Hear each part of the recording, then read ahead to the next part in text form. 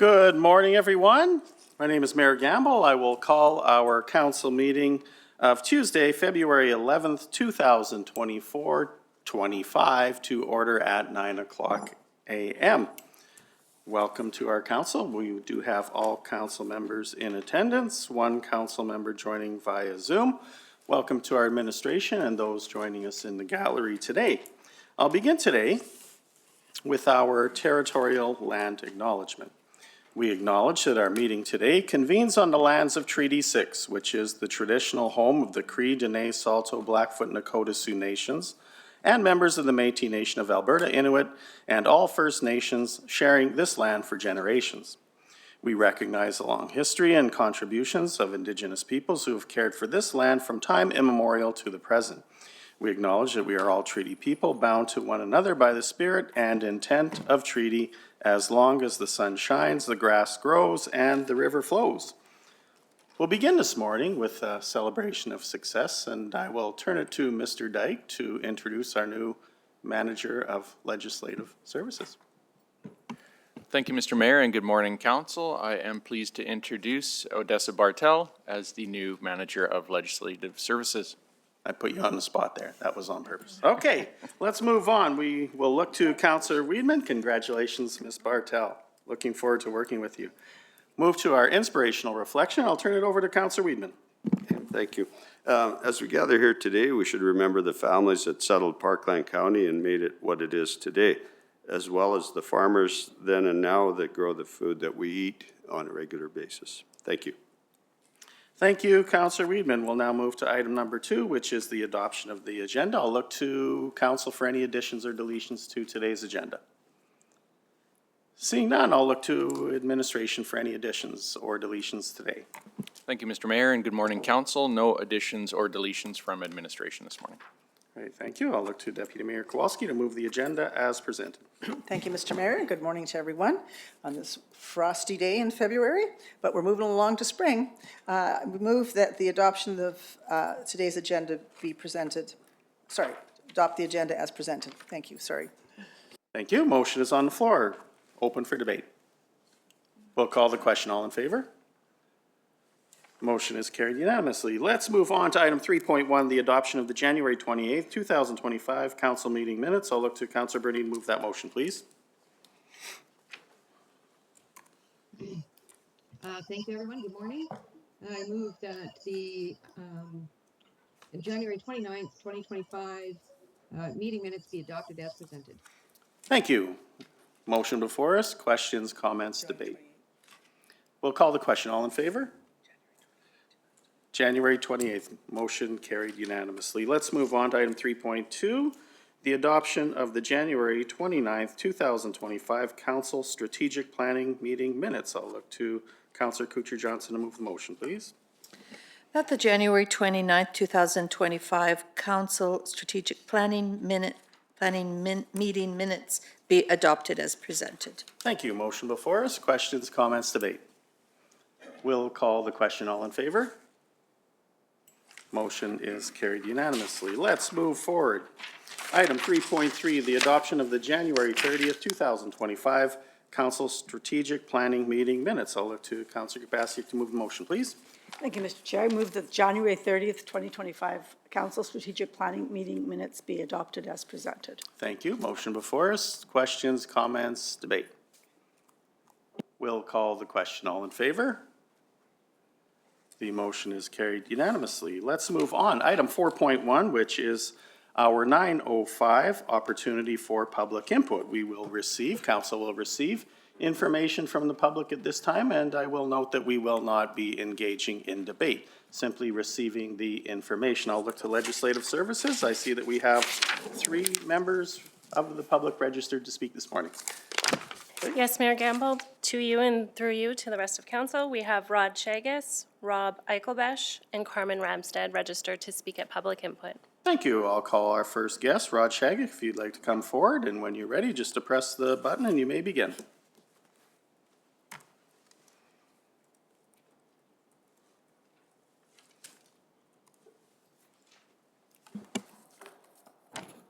Well, good morning, Council, and Ms. Bartel, congratulations on your new appointment.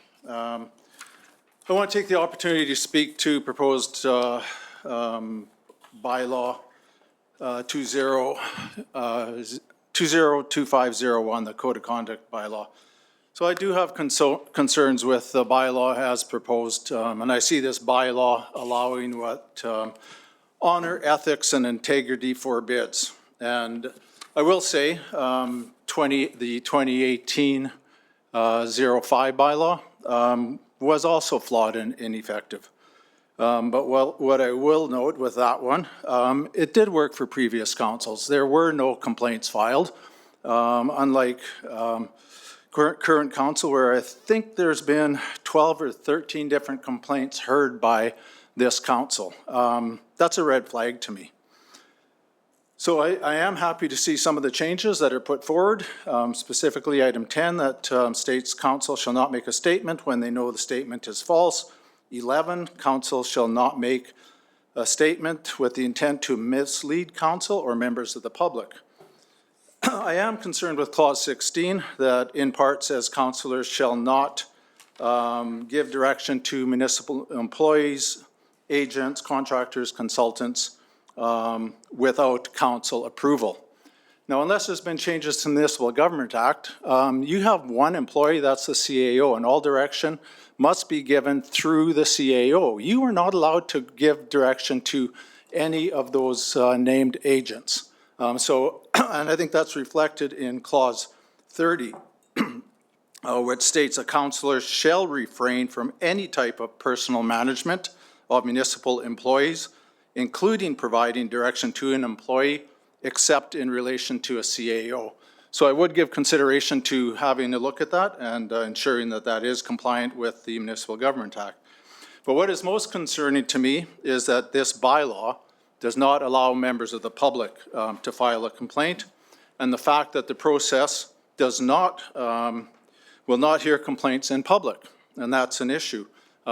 Seeking sanctuary in a closed session to debate and discuss code of conduct complaints and then come into open session and issue an edict basically saying, as you have, the code of conduct is deemed invalid and not to provide any reasons or justification is an injustice.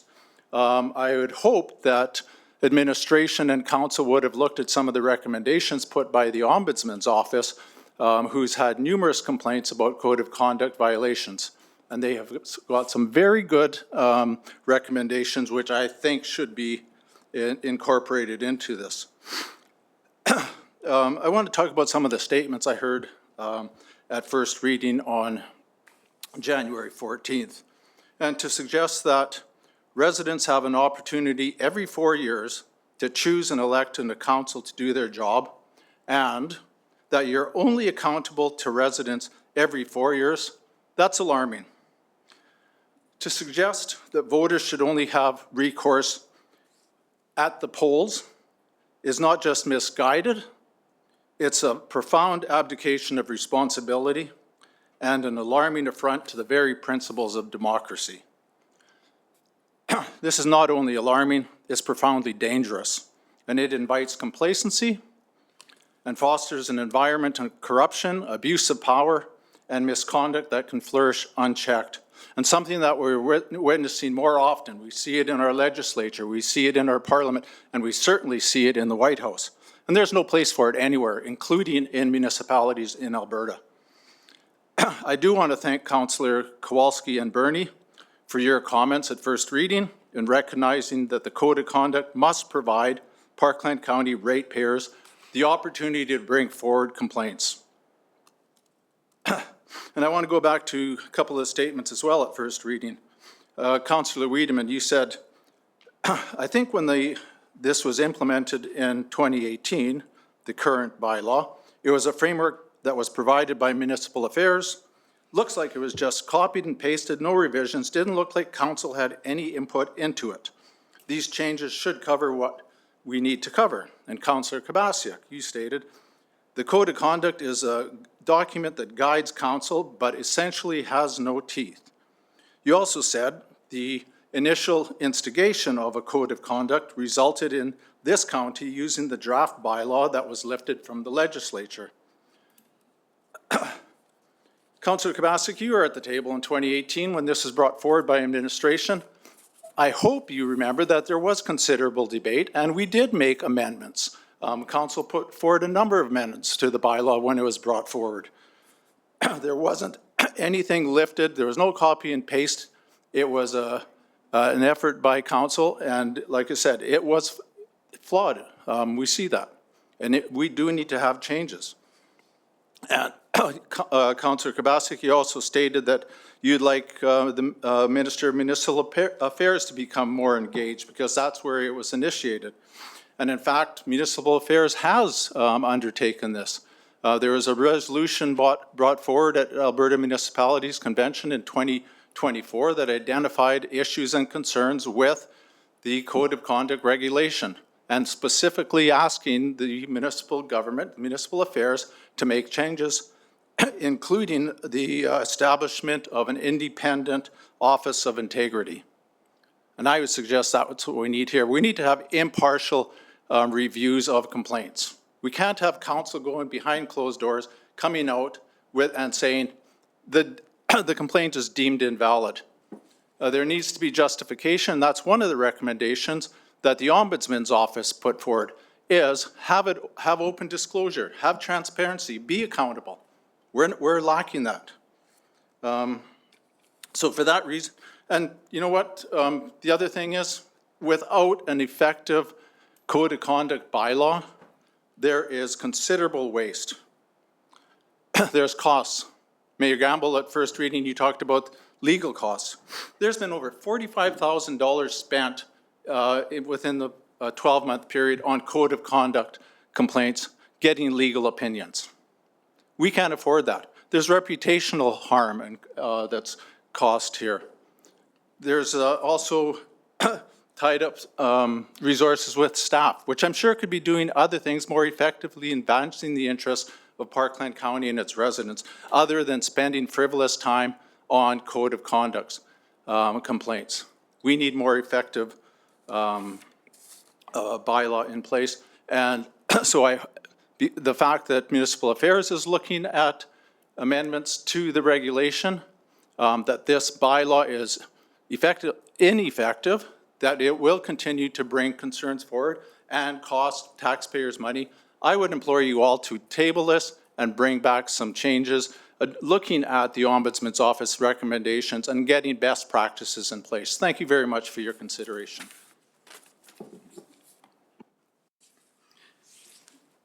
Okay, so first of all, I'll clarify some of the comments to which I believe are inaccurate from your perspective. When you talk about my comments related to the every 4 years, that's exactly correct. Every 4 years, the public does have an opportunity to elect a council. Now, you assuming that that means that that's the only time the council is going to be engaged with the residents is absolutely false. I have an open door. I'll meet with any resident at any time, and we're accountable to the residents every single day. So I don't agree with your comments there. All codes of conduct are discussed in closed session with the results and any motions made in open session. That's consistent for every council. You talk about the codes of conduct that were raised that could be frivolous. I know yourself you've brought forth a number of codes of conduct. You pulled them back, then you brought some more forward. All of them related to expenses, which are approved throughout our process. I will note that your council showed so little confidence and respect in you that administration and council actually took away the approval process from you.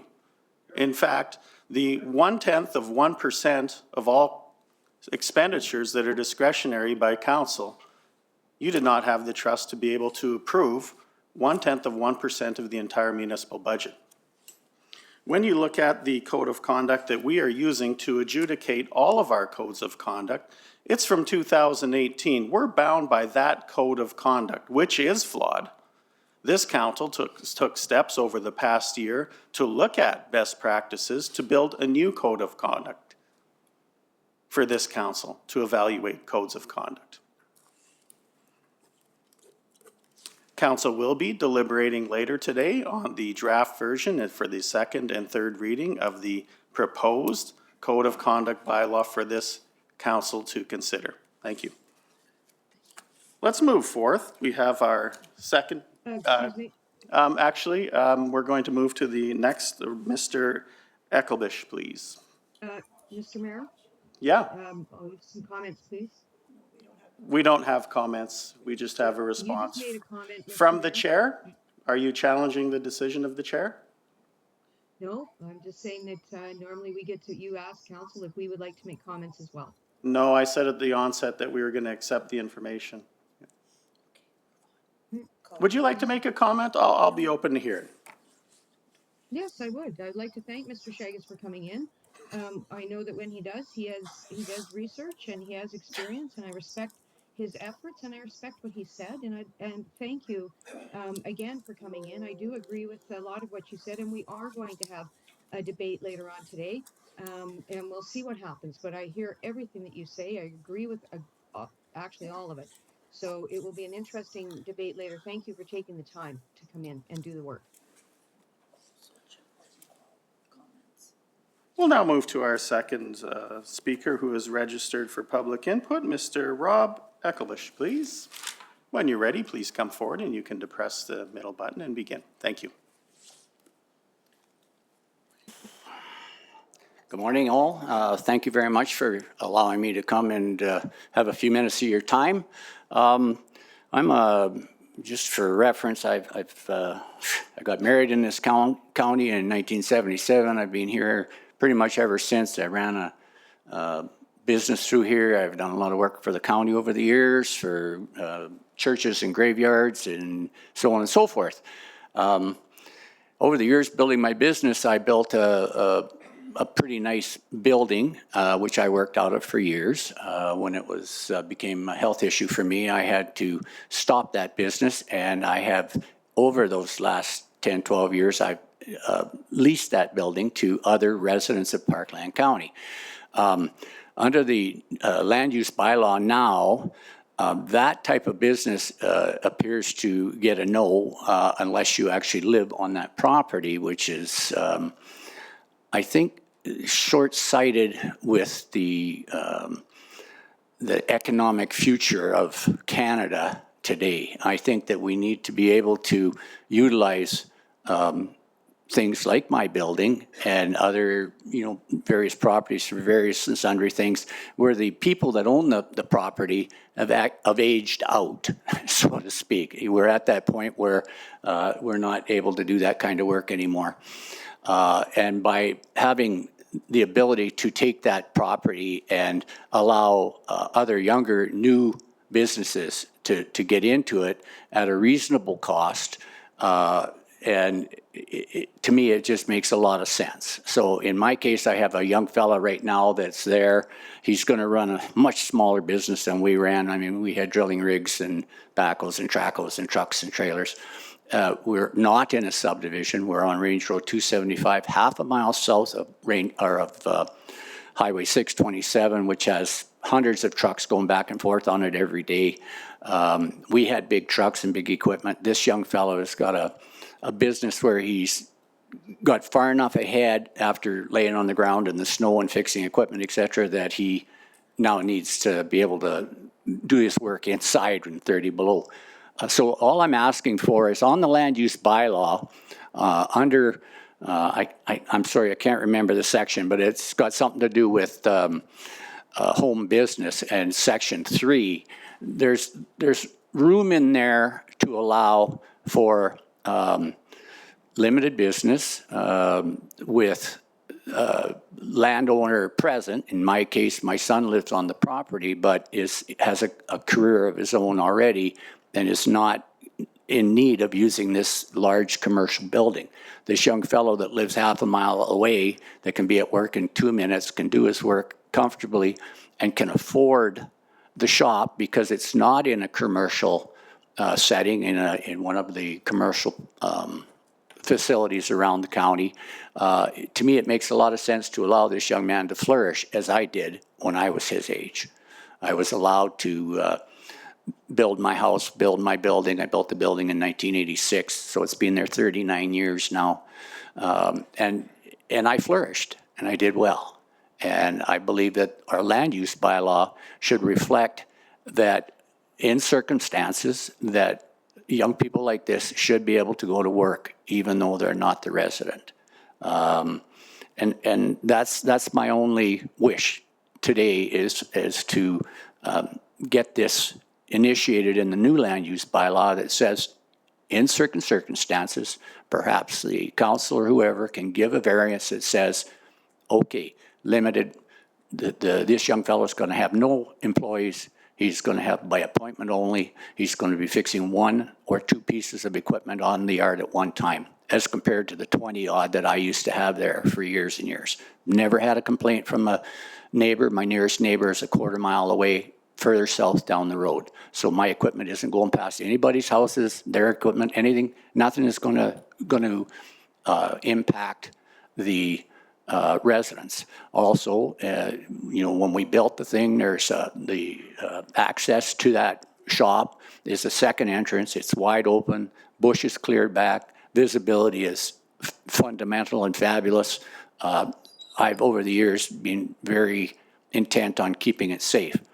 The one thing that I want to say is that I'm an honest individual. I don't want to have to skirt around the rules in the county and come up with something silly like me all of a sudden becoming a partner with this young fellow just so that he can operate out of there because we're on the property. To me, that makes no sense. That makes me a criminal. I'm not a criminal. And I feel that it's highly reasonable to be able to allow younger people, older people, somebody trying to start a business that's going to improve services in this county to be able to go ahead and flourish. And, at some point, this young man will outgrow the facility. He'll have made enough dollars that he can buy his own facility and he can continue to grow. And at that point, perhaps my kids will be interested or my grandchildren will be interested in utilizing that shop, perhaps not. But at this point, that rent that I get from that shop is half my income. By not allowing me to do that suddenly after all these years, I don't think that's reasonable, and that's not a way to treat our senior citizens. Anyway, that's it, ladies and gentlemen. Thank you for your time, and hopefully you take these into consideration. Thank you. Well, thank you, sir. I really do appreciate you coming in today and sharing that information with you. I do believe that we are getting together tomorrow to listen to your concerns on a more in-depth basis. So I appreciate you coming in and sharing that with us this morning. Thank you. I should have said as well that thank you, Councillor Kabasiak, because she's been really getting back to me on time and very helpful and, dealing with me and trying to deal with the people who are pretty much restricted by what they have to do under the rules. So thank you, Phyllis. Thank you so much. Appreciate the comments. Okay, let's move on to our third registered speaker. I believe we have Ms. Ramstad.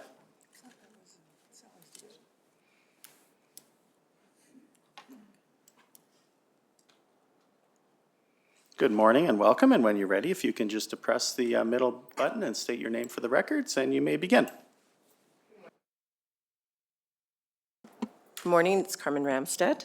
I just have one simple question. I just would like to know, when was the last time that each of you have reviewed the bylaws and the draft bylaws that are coming up? If you're very familiar with them, if you're familiar with the verbiage of it, and when was the last time that you've perused them?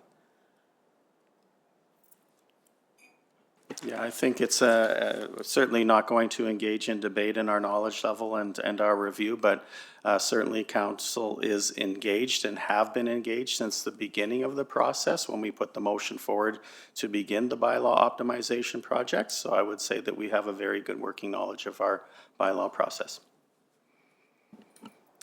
Okay, well, I'd also like to thank Councillor Kowalski for last time at the last council meeting, requesting added time to have open engagement with the residents of Acheson for their bylaws and to see if there was more input or to allow the more input. I think that's still needed for a lot of these bylaws. I'm not too pleased that we go first, second, and third reading within one sitting. I think that it needs to be spaced out. so that people are allowed to come in and give their concerns and questions and stuff like that. And unfortunately, still asking if we can have one meeting in the evening a month so that people who are working, trying to make ends meet, that they can have the opportunity to come in and speak as well. Great, I thank you for sharing that information with us and the input and your request. We will review that with our administration, so thank you. That brings us to the end of our registered speakers. I'll look to the gallery to see if there is anyone who is here who would like to speak that has not registered. Okay, thank you. We're going to take a quick recess and begin our first public hearing at 9:35 a.m. Thank you. They're all here for the developers.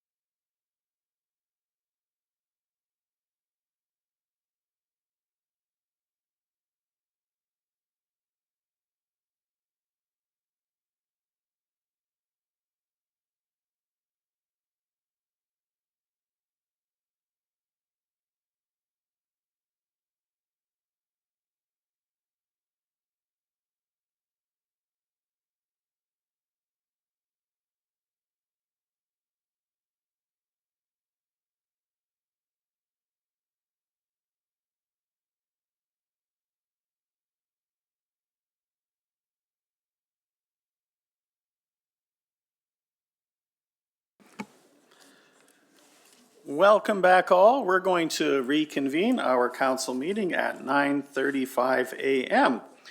We're going to move on to our 9:30 a.m. public hearing bylaw 2025-02, proposed amendment to the Atchison Industrial Area Structure Plan bylaw 2020-13. I will call our public hearing to order at 9:35 a.m. I will advise that this is a formal hearing and records are being kept of the proceedings. In accordance with the provisions of Section 692 of the Municipal Government Act as amended, the Council of Parkland County is holding this hearing to provide an opportunity for public input and comment on proposed bylaw number 2025-02. Council will first hear an overview and summary of the proposed amending bylaw and supporting documentation from administration, as well as any written submissions received prior to the hearing. Administration will respond to any questions from council.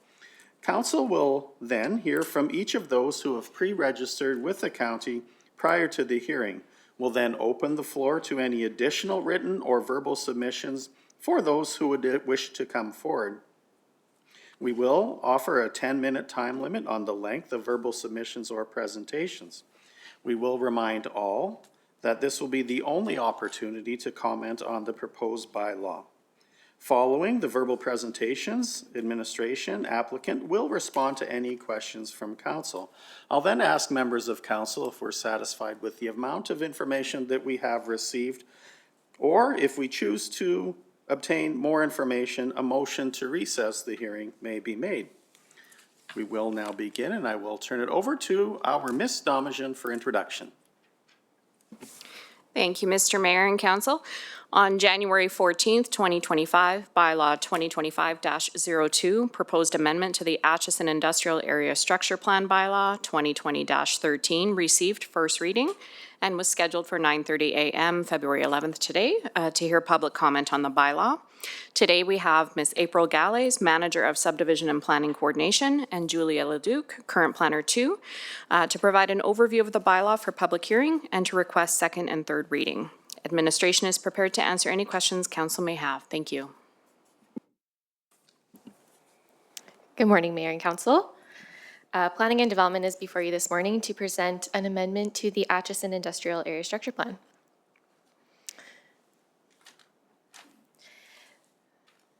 The lands subject to the application are located at Southwest 335226 west of the 4th Meridian within the southwest portion of the Atchison Industrial Area. 3 applications have been submitted for the subject lands and will be presented for council's consideration today. Firstly, the ASP amendment, then a redistricting application, and finally, a new conceptual scheme. The site is located within Atchison Zone 5, south of 96 Ave and east of 279 Street. There's an existing telecommunications tower operated by Rogers, which has been subdivided into its own lot, leaving the remainder of the corridor as vacant land. Bylaw 2025-02 proposes to amend the Atchison ASP to support future industrial development on the site. An amendment to the ASP's future land use concept map is proposed to remove the current designation of constrained lands. Because of this change, the land use statistics table in Appendix 3 was also required to be updated. Within the existing Map 6 future land use concept, the entire corridor section has been identified as constrained lands due to the telecommunications tower that exists on site.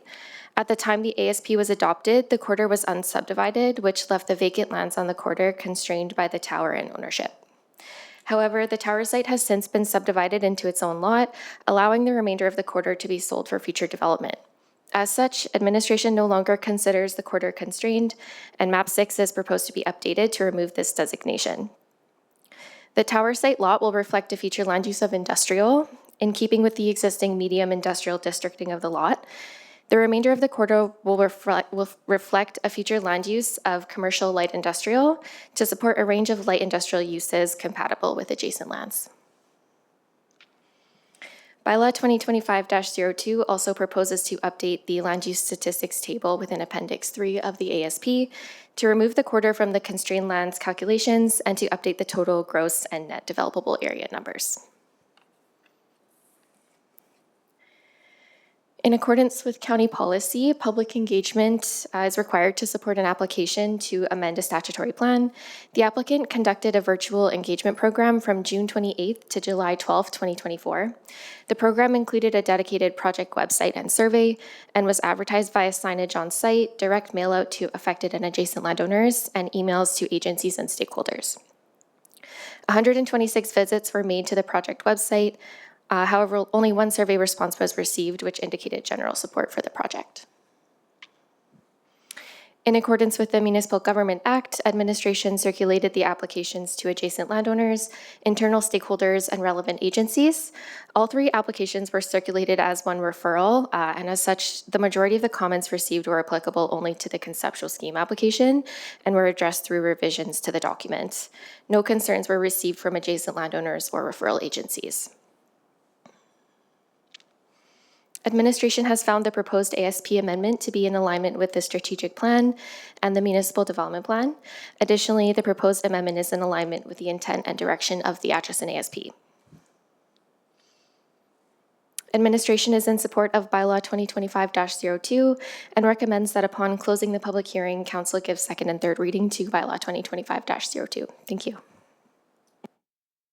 Great, thank you for the presentation and the information for Council.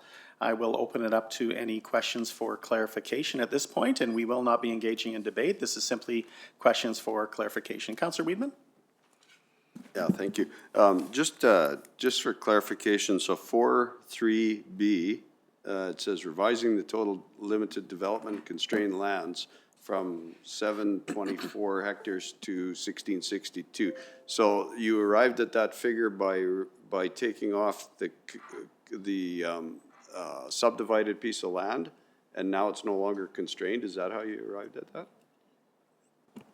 Thank you through the chair to Councillor Wiedemann. That's correct. The quarter, the Southwest 33 quarter, was included as constrained lands in that table. So since the lands won't be constrained anymore, if this bylaw is approved, the area was removed from that calculation and changed over to developable. So that's about 62 hectares. Okay, thanks. Great, thank you. Any further questions for clarification from Council? Oh, thank you for the presentation. We'll now move to the list of speakers that we have this morning. Mr. Mayor, I have a question. Okay. So just to administration, I remember when this land was sold to Rogers, at what year, if anyone can remember, was it sold and was the tower put up? Please. Through the mayor to Councillor Burney, we don't have that exact date. Okay, didn't want the exact date, but I do recall sometime back when it was sold, I believe around 2013 to 15, and they were putting up the tower then. It's nice to see that this is going to become available. And that's all I'll say for now. Thank you. Any further questions from council members for our administrative staff at this point? Seeing none, well, thank you. We'll now move on to our registered speakers this morning. We have from BNA Studios, Zane Davey and Ken Venner. If you'd like to come forward, please. Welcome and thank you for joining us this morning. I think you've used these microphones previously.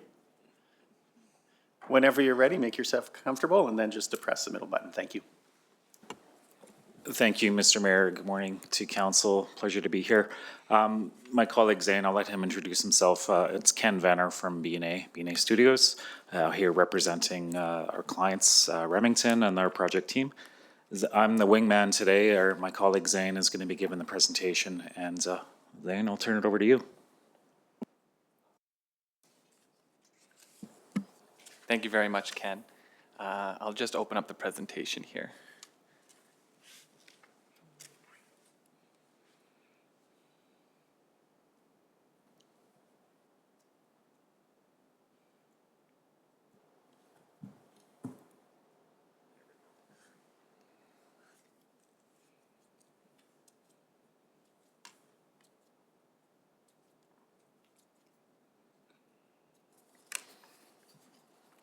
All right, lovely. So good morning, Mayor Gamble and members of council.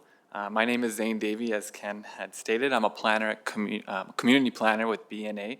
I'm joined today by my colleague Ken Venner, a partner at BNA, and on behalf of our client Remington Corporation, we are very pleased to be before you guys today regarding the area structure plan amendment to Southwest 335226 West of the Meridian. Oops. It's a little touchy. There we are. So the subject site is approximately 61.9 hectares and is located within the Atchison Industrial Area Structure Plan. The site is bound to the north by 96th Avenue and to the west of 279th Street. Further, the site is serviced by municipal potable water, sanitary, and stormwater infrastructure. Provide the site's location and surrounding context, it is ideally suited to accommodate a comprehensively planned industrial business subdivision that accommodates transportation and logistics distribution facilities intended to support a variety of large format warehousing users.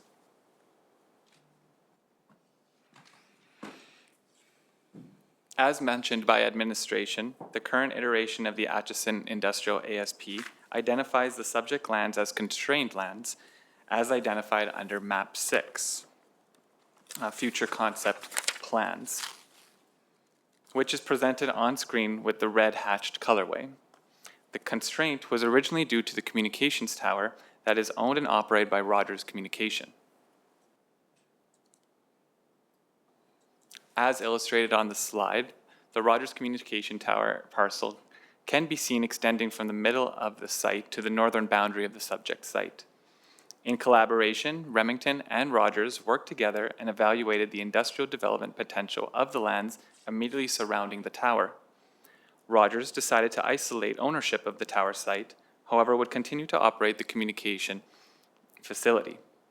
Rogers then sold the balance of Remington development to redevelop it with industrial uses.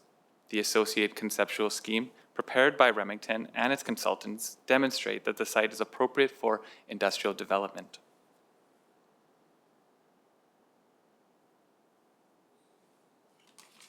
In order to implement the development concept proposed, as is found within the conceptual scheme, which will be spoken to later today, an amendment to the Atchison Industrial Area Structure Plan is required to reclassify the subject lands from a constrained lands category to commercial light industrial category. We have showcased what an amended Map 6 future land use concept would look like should Council approve the ASP amendment. In summary, the proposed area structure plan amendment would support a proposed commercial industrial development within the subject lands to which is consistent with the objectives and goals of the Atchison Industrial Area Structure Plan, the Municipal Development Plan, and the Edmonton Metropolitan Regional Growth Plan.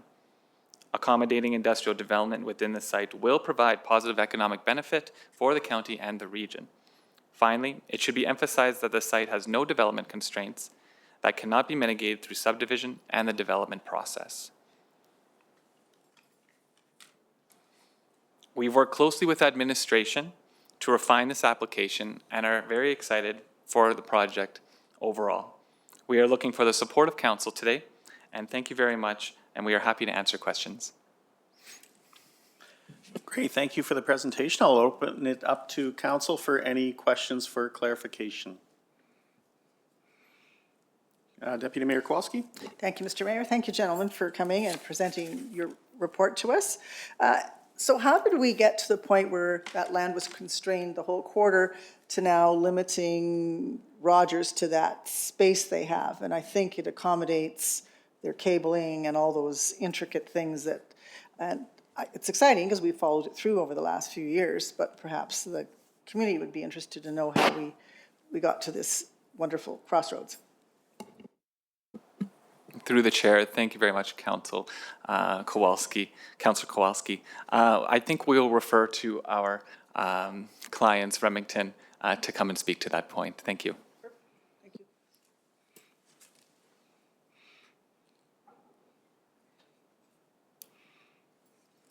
I drive by that site a lot, so it's quite intriguing. Thank you. Good morning and welcome, and if you can just state your name for the records, please, and then just depress the middle button. Thanks.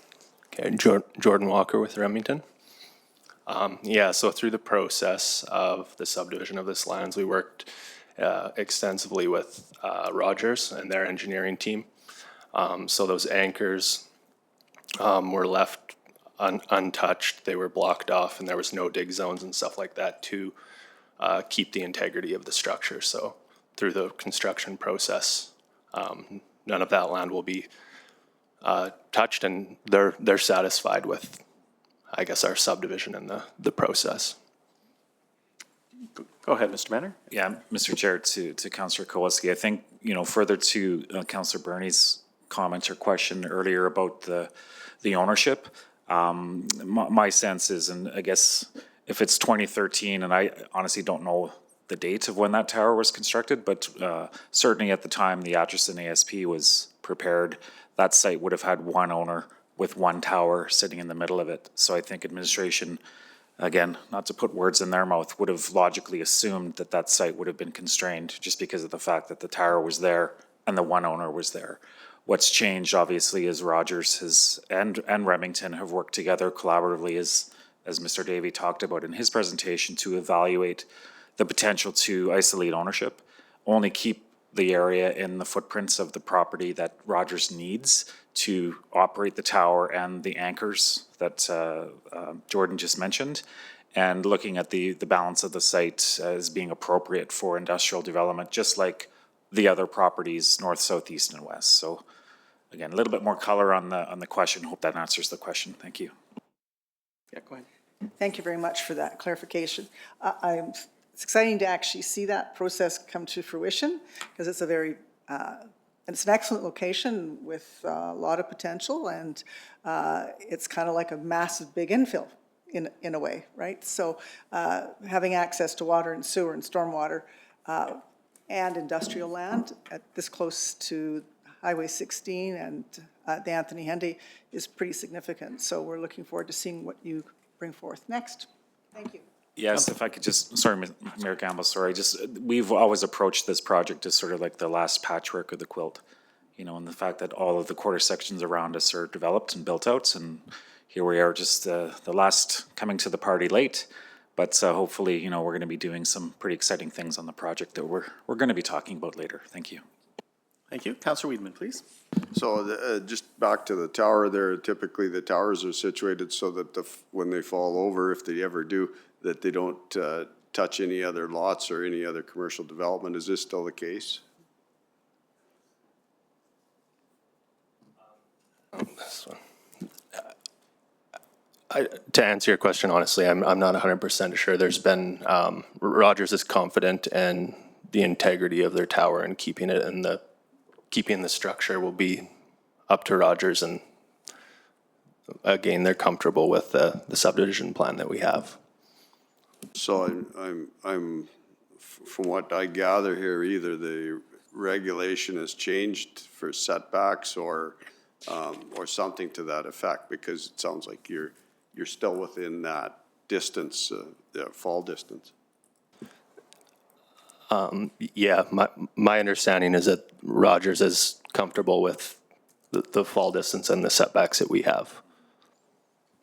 I think, Mr. Mayor, at risk of maybe overcomplicating the issue, we were talking about this exact issue this morning, and I believe we were indicating that the tower is something like 1,040 feet. Currently as it exists today, God forbid it were to fall over, it would likely impact existing adjacent developments as they occur today.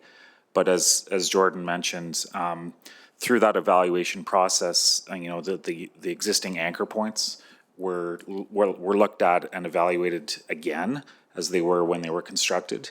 And the fact is that they've agreed to certain clearance zones that, when Remington builds their developments, hopefully if it gets approved today, that there won't be any potential to disturb the anchor points. So, we're managing the risk. Is the risk fully mitigated to zero?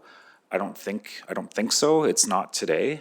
But Rogers, as Jordan mentioned, is comfortable with isolating the ownership and continuing to operate, knowing that the balance of the lands around it are going to be developed for industrial. And I think administration have a comment. Thank you. And just perhaps administration has a clarification as well. Thank you. Thank you, Mr. Mayor. I just wanted to say that administration can provide some more clarity on those setbacks in accordance with our bylaws and different regulations when administration comes back up. Thank you. Okay, Mr. McGowan? And yeah, I might just add that I don't think that the risk is zero, but they're designed to implode. So they're designed not to fall straight over for that full distance, not to say that it could happen. But also just wanted to comment, Rogers originally bought that property in 2007. I'm not sure of the relevance of that, but they were originally bought that property in February 2nd, 2007. Okay, thank you. Are there any other questions for our presenters at this point? Seeing none, thank you very much for the presentation. Councillor Burney does have her hand raised. Councillor Burney?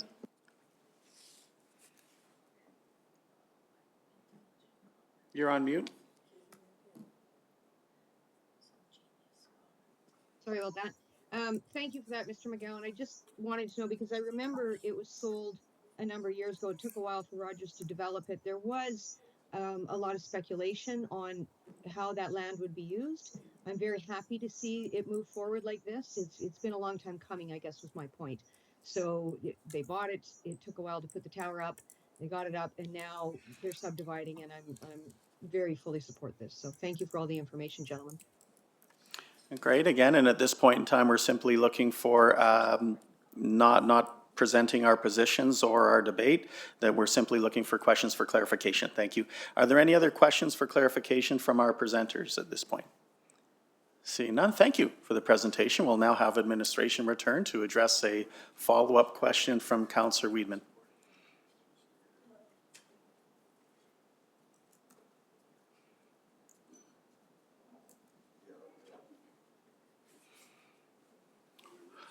Welcome back.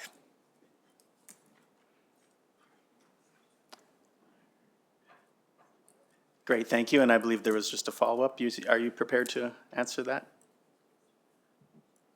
Thank you. Thank you to Council. So with regards to the setbacks for the telecommunications tower, when this site was subdivided out last year in 2024, it was circulated to all those relevant agencies. No concerns were identified or any extra requirements on that sense. Okay, thank you. Councillor Wiedemann, did you have any further questions relative to that? No, just a comment. So what you're basically treating it as a building. If a building was next to another one that fell over, it's the same difference. It's just guy wired instead of a building. That's all. Great, thanks. What I'll say is when we do circulations or subdivisions when there is an existing building or development, that at that time of that subdivision, we would have looked at that and reviewed that with our technical experts. So we would have circulated to our energy partners and other groups. So at that time, they didn't identify this being a risk of subdividing. Great, thank you. Councillor Kubasiak? Thank you, Mr. Chair. Appreciate the information. Just looking at the comments on public engagement process, and administration circulated the applications to adjacent landowners, internal stakeholders, and relevant agencies. And the comments that were received from internal departments related to the conceptual scheme, the notes are that there was one survey response, but 126 visits to the project website. Were they all related to the conceptual scheme, or were there any other issues that needed to be addressed? Thank you through the chair to Councillor Kubasiak. All of the comments that we got back from internal departments, they were related to the conceptual scheme. There was no comments received for their structure plan amendment or the land use bylaw amendment. Great, thank you. Any further questions from council members to our administration? I'm seeing none, and I will look to the gallery. Is there anyone else who would like to speak relative to this public hearing? Seeing none. Thank you. I will now state and ask council, is there any member of council who does not feel that they have enough information to move forward at this point in time? Seeing none, I will close the hearing at 10 a.m. and state that council wishes to advise that it is unable to receive any further written or verbal submissions now that this hearing is closed. Thank you. We do have two proposed motions coming forward. And in our rotation, I believe we are at Councillor Weedman for the first proposed motion. Okay, so the first one is bylaw 2025-02, receive second reading. Thank you. Motion is on the floor. Any opening comments? Great. I will, any questions from council? I will state my position. I fully support the motion as it moves forward. This is further development in the Atchison area and completing the play. It is in line with our area structure plan and municipal development plan and with the EMRB. So these are all in alignment and allows for the continuation of our strategic plan of the expansion of the Atchison land. So that is my position, fully supportive. Any further comments, questions from council members? Councillor Carrasco. Just make a comment. When you get experienced developers who've gone through this process and have worked with our department, you get a very thorough, evaluation and a go-forward plan. So I appreciate that. We're building on steps towards success for Parkland County, and I appreciate development, and I appreciate the almost a concierge approach that's taken with this level of development. Thank you. Great, thank you. One last call for debate. We'll call the question. All in favor? Motion is carried unanimously. Second proposed motion, I'll go to Councillor Kowalski. Thank you. That bylaw 2025-02 receive third and final reading. Thank you. The motion is before us. Any debate? Debate, Kowalski? just to say that, of course, it's obvious that this council is in support of this project moving forward, and we thank both administration and the parties for your effort to make this a viable project. So, bon chance. Further debate? We'll call the question. All in favor? Motion is carried unanimously. Thank you all. We'll now take a short recess and reconvene at 10:15 for our next public hearing. Thank you.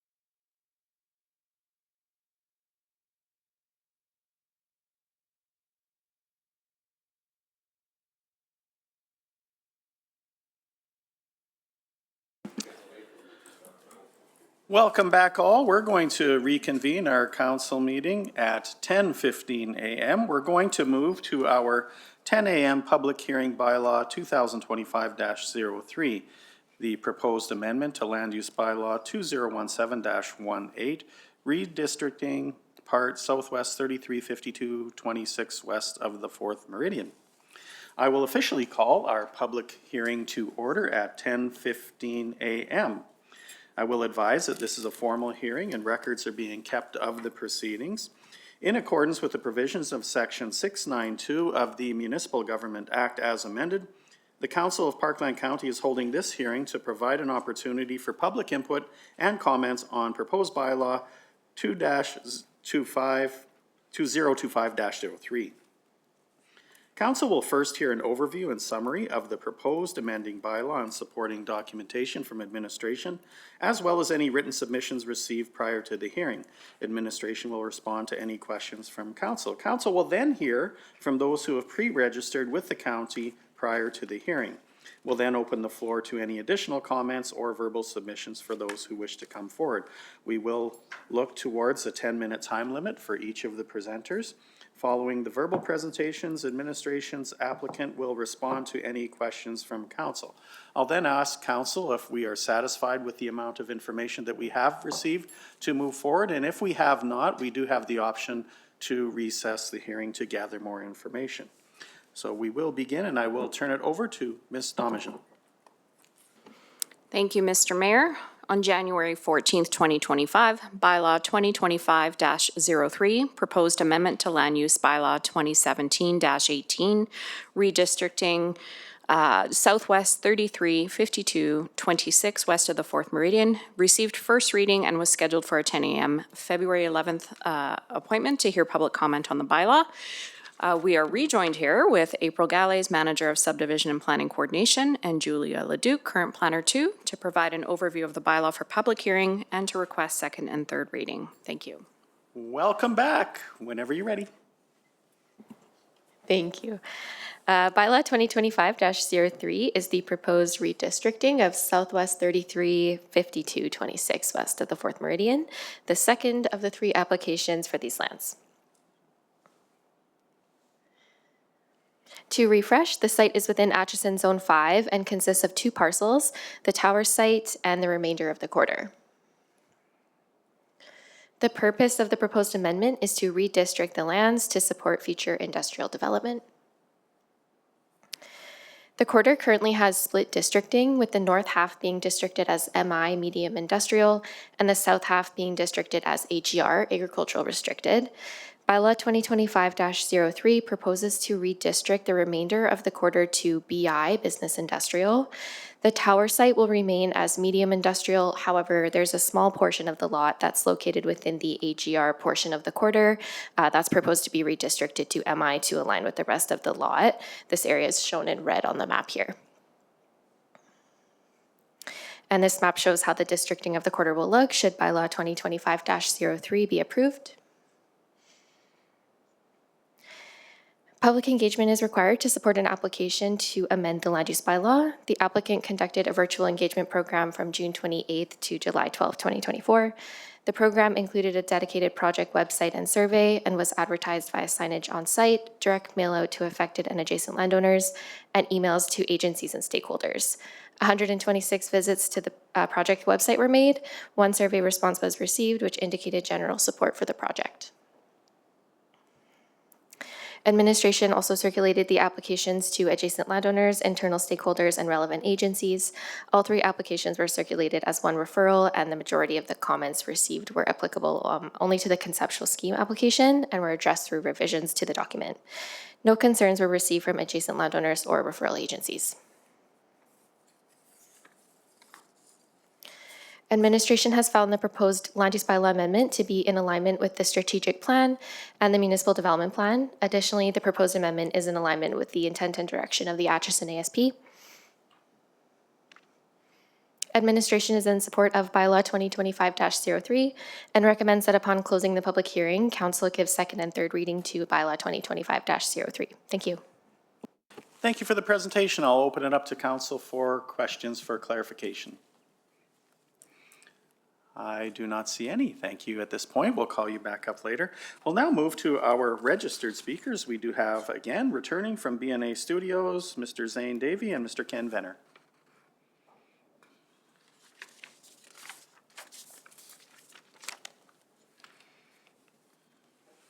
Thank you, Mr. Mayor. Ken Venner, BNA Studios. I'll just give my colleague a second to get ready, and I'll turn it over to you.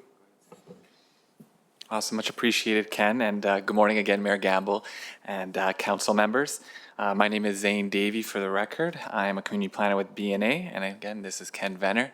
In consideration of time and your guys' time, I think perhaps we will defer from repetition, as very much so speaking to the points highlighted by administration. So perhaps we'll conclude our presentation portion of it and move to questions, if that's okay.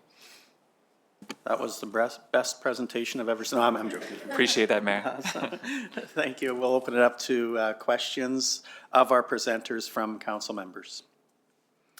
Do not see any at this time. Thank you. And I will ask if there are any questions of our administration from council members at this time. And I will also look to the gallery to see if there's anyone who did not register who would like to speak at this public hearing. Seeing none, I will ask council members if there is any member who does not feel that they have adequate information to close this hearing. I will officially close this public hearing at 10:22 a.m. Thank you. We'll now move to the proposed motions, and we'll go down the line. Councilor Bernie for proposed motion number 1, please.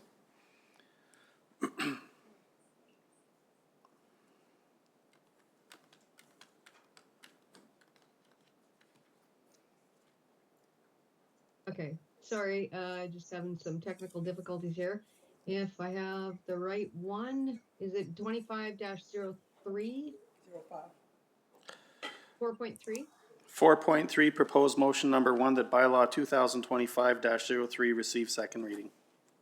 So moved. Thank you. Motion before us. Questions, comments, debate? We'll call the question. All in favor? Motion carried unanimously. Proposed motion number 2, Councillor Kutcher-Johnson, please. That bylaw 2025-03 receive third and final reading. Thank you. Open for debate. We'll call the question. All in favor? Motion is carried unanimously. Thank you. Let's move to the related item, which is 6H1.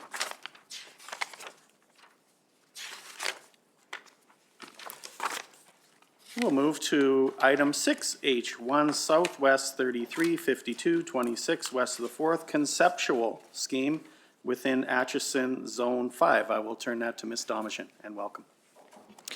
Thank you, Mr. Mayor. As you can see, we are welcoming back Ms. April Galles, Manager of Subdivision and Planning Coordination, and Julia Ledoux, Term Planner 2, to present the conceptual scheme within the lands as previously noted. Thank you. Thank you.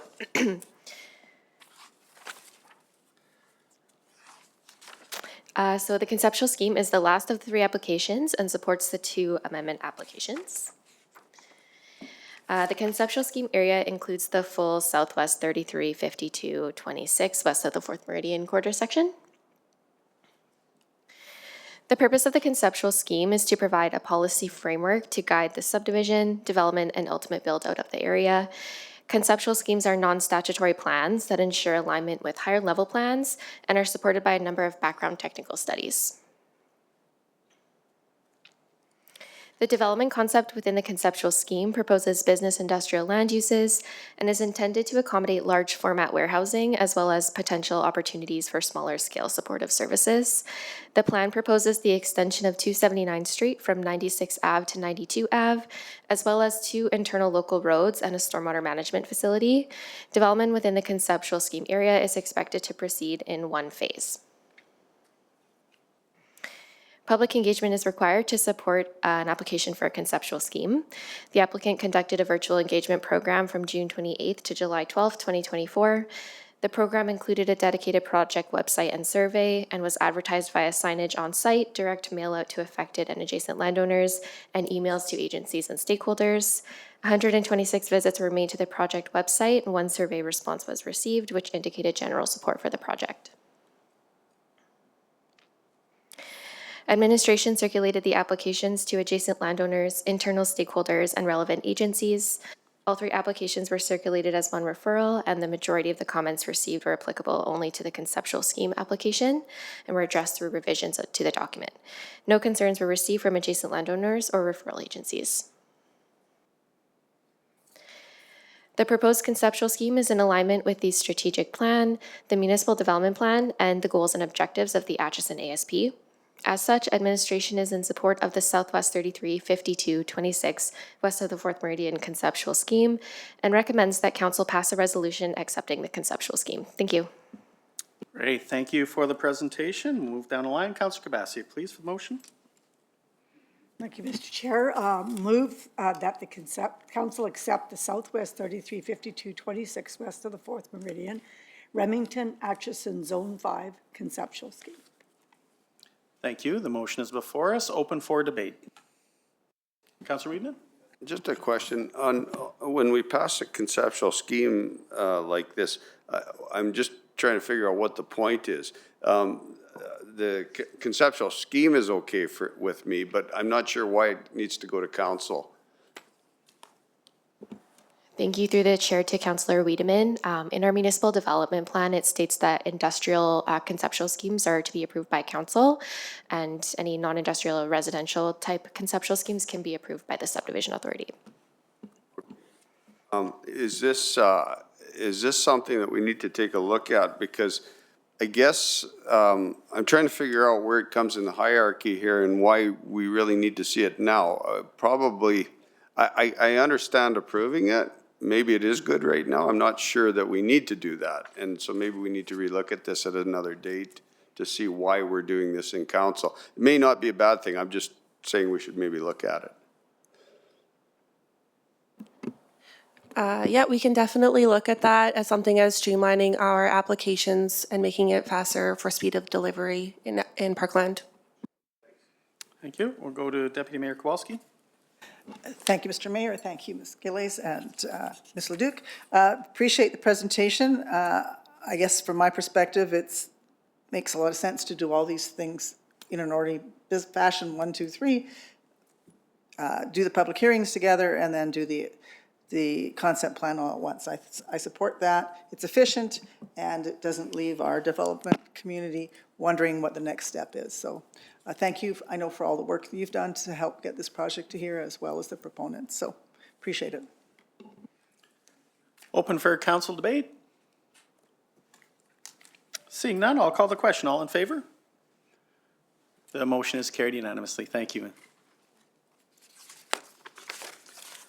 Moving back in our agenda, we are going to move past item 6A1 at this point in time. We do have other guests here related to item 6C1.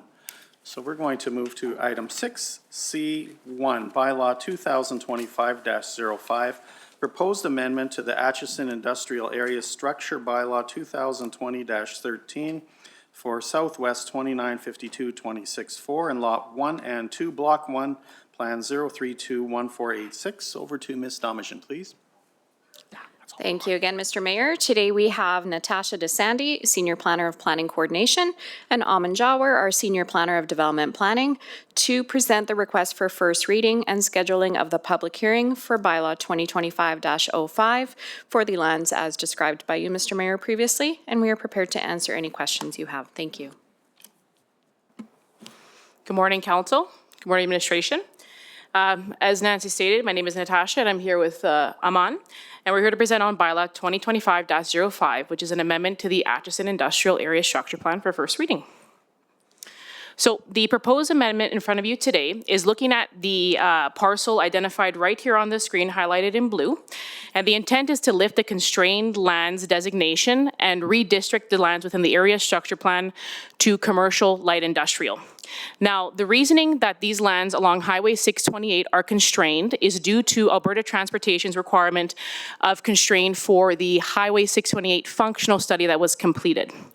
Now, at the time of completion for the functional study, this provided a more granular delineation of Highway 628, which allows Alberta Transportation to be able to waive the actual delineation of where constrained lands actually are located versus where they were just being held until the the study was complete. Now, within the ASP itself, there'll be two amendments to the statutory plan. One would be MAP 6, which is located on the screen today, and the second will be MAP 8, which is the transportation network, to better delineate what is being accepted by Alberta Transportation. So with that, my apologies, this is very sensitive. Administration recommends that bylaw 2025-05 receive first reading and that public hearing be scheduled for March 11th, 2025 at 9:30 a.m. in council chambers to hear public comment on the bylaw. Thank you so much. I appreciate the presentation. We'll look to Councillor Wiedemann for the first proposed motion, please. Okay. The bylaw 2025-05 receive first reading. And you answered my question, but I don't understand it. So constrained lands, my question was, why were they constrained? You answered it. My question now is, why don't we unconstrain all of the land there, or at least the part that doesn't affect 628? Through the chair to Councillor Wiedemann. So we would be able to do that through a motion by council. I think one of the reasons why we can't use the 628 functional study as is Alberta Transportation may require additional setbacks from that functional study, because we're not entirely certain if that's with the setbacks required for the upgrade or if it's just the road itself. So Alberta Transportation would require approval for us to update it. However, through a motion of council, you can direct administration to do so, or through the area structure plan project that's being completed by our team, we would be able to look at that and then update those as the following next step. So in other words, better to wait because we're on it right now. It's just not there yet. Okay, thanks. Great, thank you. And just comment, I would suggest that we, while we understand that this was put in place by Alberta Transportation simply to complete the study is now complete. These lands are no longer required to be constrained. This is also a developer-led, so we deal with this today, but I do understand what you're saying is that in the future we could look at this as a separate item. So for today, we can focus on the one that is before us. Fully supportive of this moving to first reading to move to commercial industrial land. And following in line, it would fall right in line with our strategic plan and with our ASP, MDP, and other documentation. So fully supportive. Thank you. Any further comments, questions, debate? Deputy Mayor Kowalski. Thank you very much. I appreciate, Ms. DeSanti, the direction that council could actually assist in unconstraining some of that further land that's to the east. And certainly that will be a discussion in the near future, I assume. But we need to deal with what's here today, and I'm in full support. Thank you. Thank you. Further debate? We'll call the question. All in favor? Motion is carried unanimously. Proposed motion number 2, Deputy Mayor Kowalski, please. That a public hearing be scheduled for March 11, 2025 at 9:30 a.m. to hear bylaw 2025-05. Motion is on the floor, open for debate. We'll call the question. All in favor? Motion is carried unanimously. Thank you. Let's move on. Item 6C2, bylaw 2025-06, proposed amendment to land use bylaw 2017-18, redistricting for Southwest 2952-26-4 and Lot 1 and 2, Block 1, Plan 0321486. I will turn it to Ms. Domijan. Thank you again, Mr. Mayor. We continue to have Ms. DeSanti and Mr. Jawwer here to present the request for first reading and scheduling of a public hearing for bylaw 2025-06 for the lands as described by you, Mr. Mayor.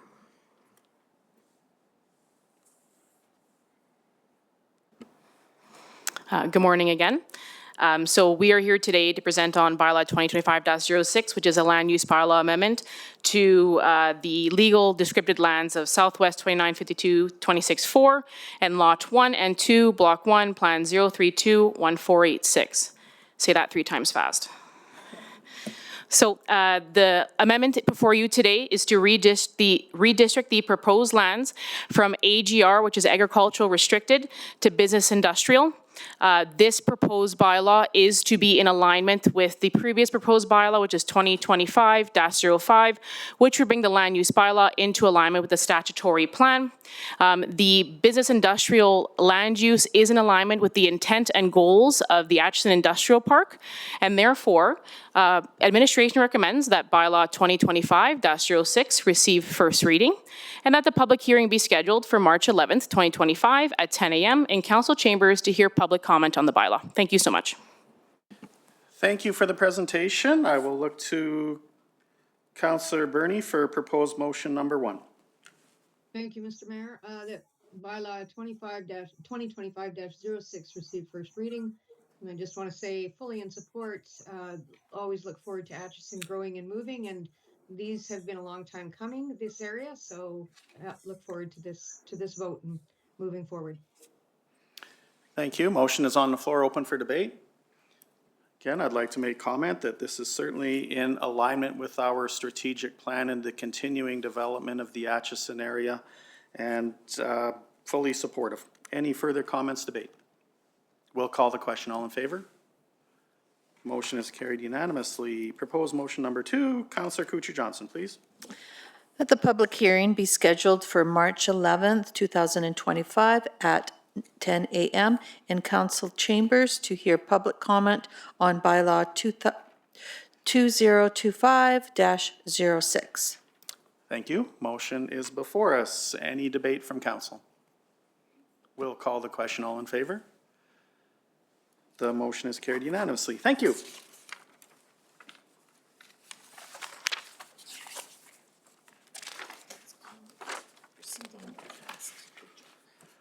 Now moving back into our agenda, we will go to item 6C3.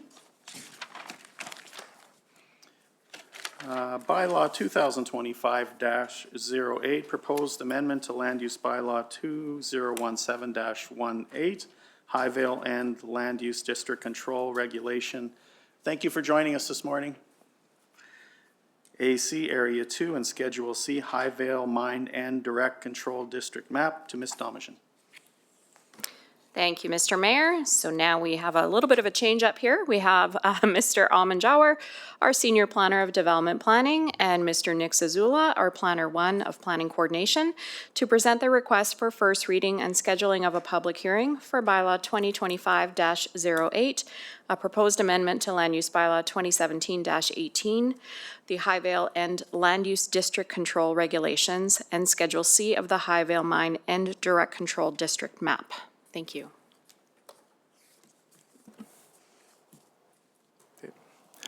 Thank you, Nancy. Good morning, Mayor Campbell and the and the members of the council. My name is Aman Jawar, and I'm a senior development planner with Parkland County, joined by Planner 1 Nick Zazula with the planning coordination team. Thank you for the opportunity to present the land use bylaw amendment with bylaw number 2025-08 related to Highvale and land use direct control district. This presentation is for the first reading of the bylaw. The purpose of these amendments is threefold: to align with the province's strategy for catalyzing data center development, to ensure our region is well positioned to harness the associated economic opportunities, and to allow investment to take advantage of existing power generation and distribution infrastructure. The proposed amendments will bring significant benefits to Parkland County. It will increase the tax revenues, which will enable us to provide high-quality services while keeping residential tax base low. The creation of both long-term and short-term job opportunities in the construction and technology sectors, diversifying our job market, and it will increase the economic resilience and diversification of county's tax base by accommodating new investment types. We have actively engaged with the public on these proposed amendments, and an open house was held on January 23rd, which was advertised through social media, county's website, and the project webpage. We received 28 comments from the 8 attendees. Feedback generally supported the idea of data centers, especially on lands already disturbed by mining and power generation. However, concerns were raised about potential impacts on agriculture land, residential areas, the electric grid, and water consumption. There were also requests to ensure continued public input throughout the development process. Next slide, please. The proposed amendments would add computer electronic data processing services as a permitted use in specific locations within the Highvale and Land Use Direct Control District. These locations have been carefully chosen based on existing infrastructure, distances from residential areas, and their environmental impact. Additionally, the amendments would grant the council the authority to approve or deny development permits for these uses, ensuring that all projects are thoroughly reviewed and meet the county's standards. Next slide, please. These maps shows the proposed amendments areas where data centers would be permitted. The quarter sections highlighted with the blue boundaries are subject to the proposed amendments. On Amendment Area 1, the proposed location is close to the existing Keep Hills power generation infrastructure. It minimizes the impacts on agricultural land and residential areas while maximizing the use of existing infrastructure.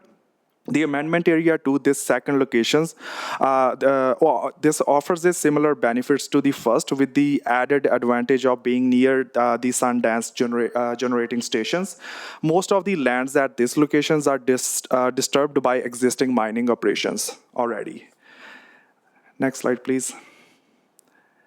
So based on our analysis and public feedback, we recommend that Council give Bylaw 2025-08 first reading. We also recommend that a public hearing be scheduled for March 11th to allow further public input on the proposed amendments. The proposed amendments will be a positive step for the Parkland County, promoting economic development while protecting our valuable agricultural land and residential areas. Thank you. Thank you for the presentation. We have two proposed motions. I'll look for Councillor Kapasiak for the first one, please. Thank you, Mr. Chair. Move that bylaw 2025-08 receive first reading. Thank you. Motion before us. Any debate from council? I'll say that I support these motions, that we're looking at the concepts of economy in Parkland County and expanding our tax base to ensure that we keep the lowest tax rates for our residents. There's also the opportunity for jobs in the area, moving of our economy, and this would be a tremendous addition to Parkland County, so fully supportive. Any further comments? We'll call the question. All in favor? I have a comment. Hello, Yeah, go ahead. can you hear me? Yeah, we can thank hear you. Yeah, I would like to say that happy to see this go forward. I support it fully. It's nice to see opportunity in that area once again, and it will keep Parkland County thriving. It will keep our tax base healthy. And anything that we can do to move this forward, I am in support of. So, and it'll be good to watch the steps as we go forward. But it's also good that we are being proactive on this, and we are moving, quick to allow for these things to come about. So, and thank you for the presentation. Open for council debate? Seeing no further, I'll call the question. All in favor? Motion carried unanimously. Councillor Weidman, proposed motion number 2, please. That public hearing be scheduled for March 11th, 2025 at 11 o'clock in the morning. Council chambers to hear public comment on bylaw 2025-08. Thank you. Motion before us, open for debate. We'll call the question. All in favor? Motion carried unanimously. Thank you. Have a great day. We're going to move back and get back onto the schedule of our agenda. We'll move back to item 6A1, which is the Parkland Dragon Boat Racing Club storage. I'll look to Councillor Weidman, please. Thank you. So the motion is that administration be directed to present a plan to facilitate the storage of dragon boats at Wabamun for the Parkland Dragon Boat Racing Club by March 11th, 2025, including space available, timing, and cost. And so where this came about is the dragon boats are currently stored at Wabamun, and they're an active club. They brought out hundreds of people at one particular event that they had. They're active in the community. A lot of them are community members, but there's people that come all the way out from Edmonton for this. They spend money in the area, and they're very active. So we tried to work with them to try and find them space that they can take their, store their boats, mostly for the winter. They do have a space on the water for the summer, and basically we're just looking for them to make Wabamun a permanent home. So that's my motion. Thank you. So if you would like to read the motion in, and then we'll open for debate. Yeah, so administration be directed to present to facilitate the storage of dragon boats at Wabamun for the Dragon Boat Racing Club by March 11th. Thank you. Thank you. Motion is on the floor. Councillor Kubasiak, then Councillor Kucher. Thank you, Mr. Chair. I support this motion. This group did come previously. They extended a courtesy to provide council with all the updated information on their activities and their attendance numbers and their engagement in the community, in a very reputable group that's very sincere and dedicated to providing this type of activity, economic development benefit for Parkland County. I think it fits really well with what we're planning, in Wabamun as well. We're just talking about storage, but we're talking overall about the events that they provide for the county. So very supportive. Great, thank you. Councillor Kucher Johnson, please. I'm aware that we are going to be talking about Wabamun in general, all their facilities, and I thought it was on March 11th, at which time I'm sure that we would discuss like what we could do about the dragon boats. But, so I'm got concerned for this date that we have to make a decision on the very same day that we are going to be discussing it. Mr. Mayor, to you and through you, as administration looks at this, should council direct administration to do so, we will look at those two things in concert to make sure that they don't conflict with each other. Great, thank you. And I think for clarification, it's for administration to bring back options for consideration on that day. So I think that's the intent of the motion, is to look at possibilities that might exist that we can investigate and look at prior to March 11th. Deputy Mayor Kowalski. Thank you, Mr. Mayor. If I may direct questions to Councillor Wiedemann. I believe we've been out to the lake and toured and seen the Dragon Boat Racing Group working. How long have they been located in Wabamun, and what accommodations have they had in terms of storage over the last however many years they've been out there? And why is this an issue now? It's always been an issue, and they've been out for a couple of years now. I can't remember how many years exactly, but at least 2, if not more. Their club is growing. Their people are coming from quite far away, and they need a place to store them in the winter especially. They need to work on them. They probably need somewhat of a clubhouse just to meet. They don't need much. They're very adaptable, very resourceful, and they're just looking for a place to call home. So I think with the amount of people they drag out and the big tournaments, they've had some Canadian type tournaments already, so they bring people from all over Canada in some cases, that there's a lot of potential there to make it their home and bring people in. I also hope that, and they've done this a little bit, they've gotten involved in the community somewhat, and I hope that they'll get involved in the community a bit more now, and because as you know, we're having a hard time getting a community organization organized out there. Go ahead. I guess I would wonder why the Dragon Boat Association isn't here to talk to council about it. And I guess I would like to hear from them what their needs are, what their challenges are directly, I guess. I would have preferred to see that, but the motion is here as it is. Yeah, they could have came. We got together out there. They asked me to bring it forward, and they could have came. Probably was an error on my part. I could have got them here, and I didn't. Never even thought of it. It was just more direction to staff to initiate this. So that was probably an error on my part. I think possibly maybe March 11th could be an opportunity of public input, even as a preamble to come in and speak to us.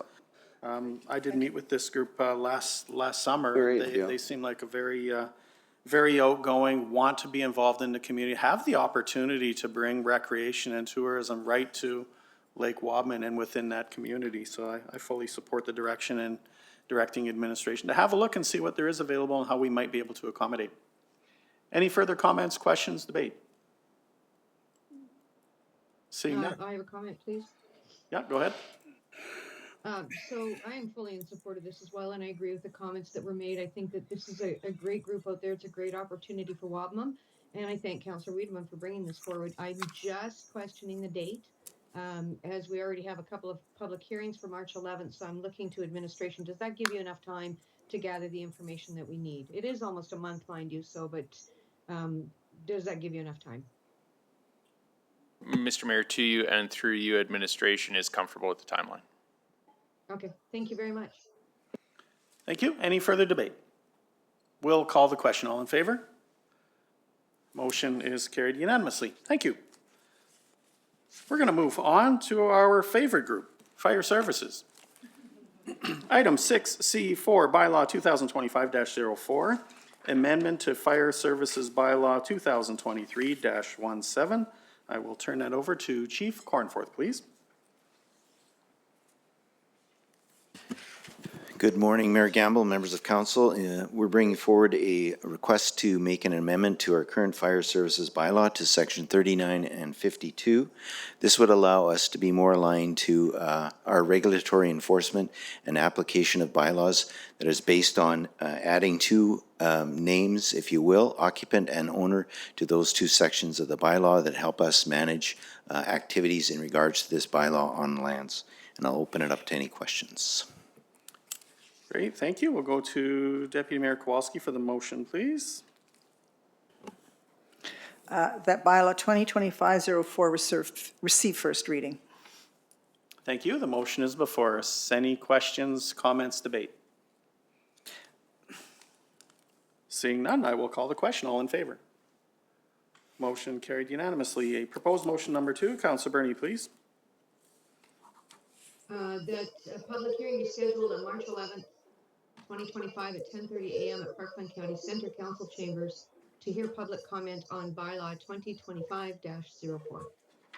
Thank you. The motion is on the floor for debate. We'll call the question. All in favor? Motion carried unanimously. Thank you. Thank you, Chief. Let's move on. Also our favorite department, Public Works, bylaw 2025-09, solid waste utility. I'll turn that to Mr. McGowan, please. Thank you, Mr. Mayor. Neil Jamieson, the Director of Public Works, has joined us to present the solid waste utility bylaw. Upon completion of the presentation, we'll be happy to answer any questions that council may have. With that, I'll hand the floor over to Mr. Jamieson. Thank you, Mr. McGowan. Good morning, Mr. Mayor and council. Before you today is a new solid waste bylaw. Bylaw 2025-09, solid waste collection bylaw. We're proposing today that we get all 3 readings. We are in support of this bylaw.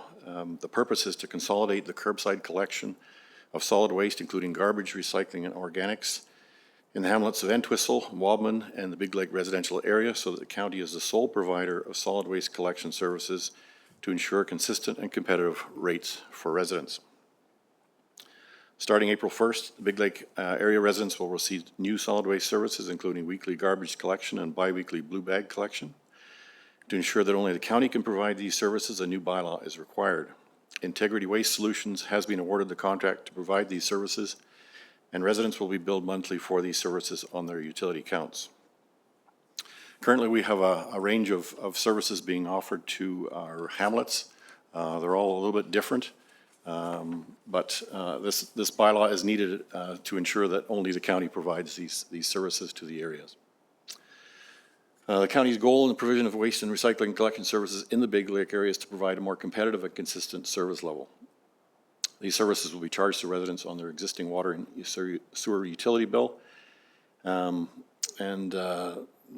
The fees and charges are going to be outlined in the fees and charges bylaw, which is the next item on the agenda. The county has an existing bylaw 2009-19 from the village of Wobman, still in place, so we'll be repealing that bylaw.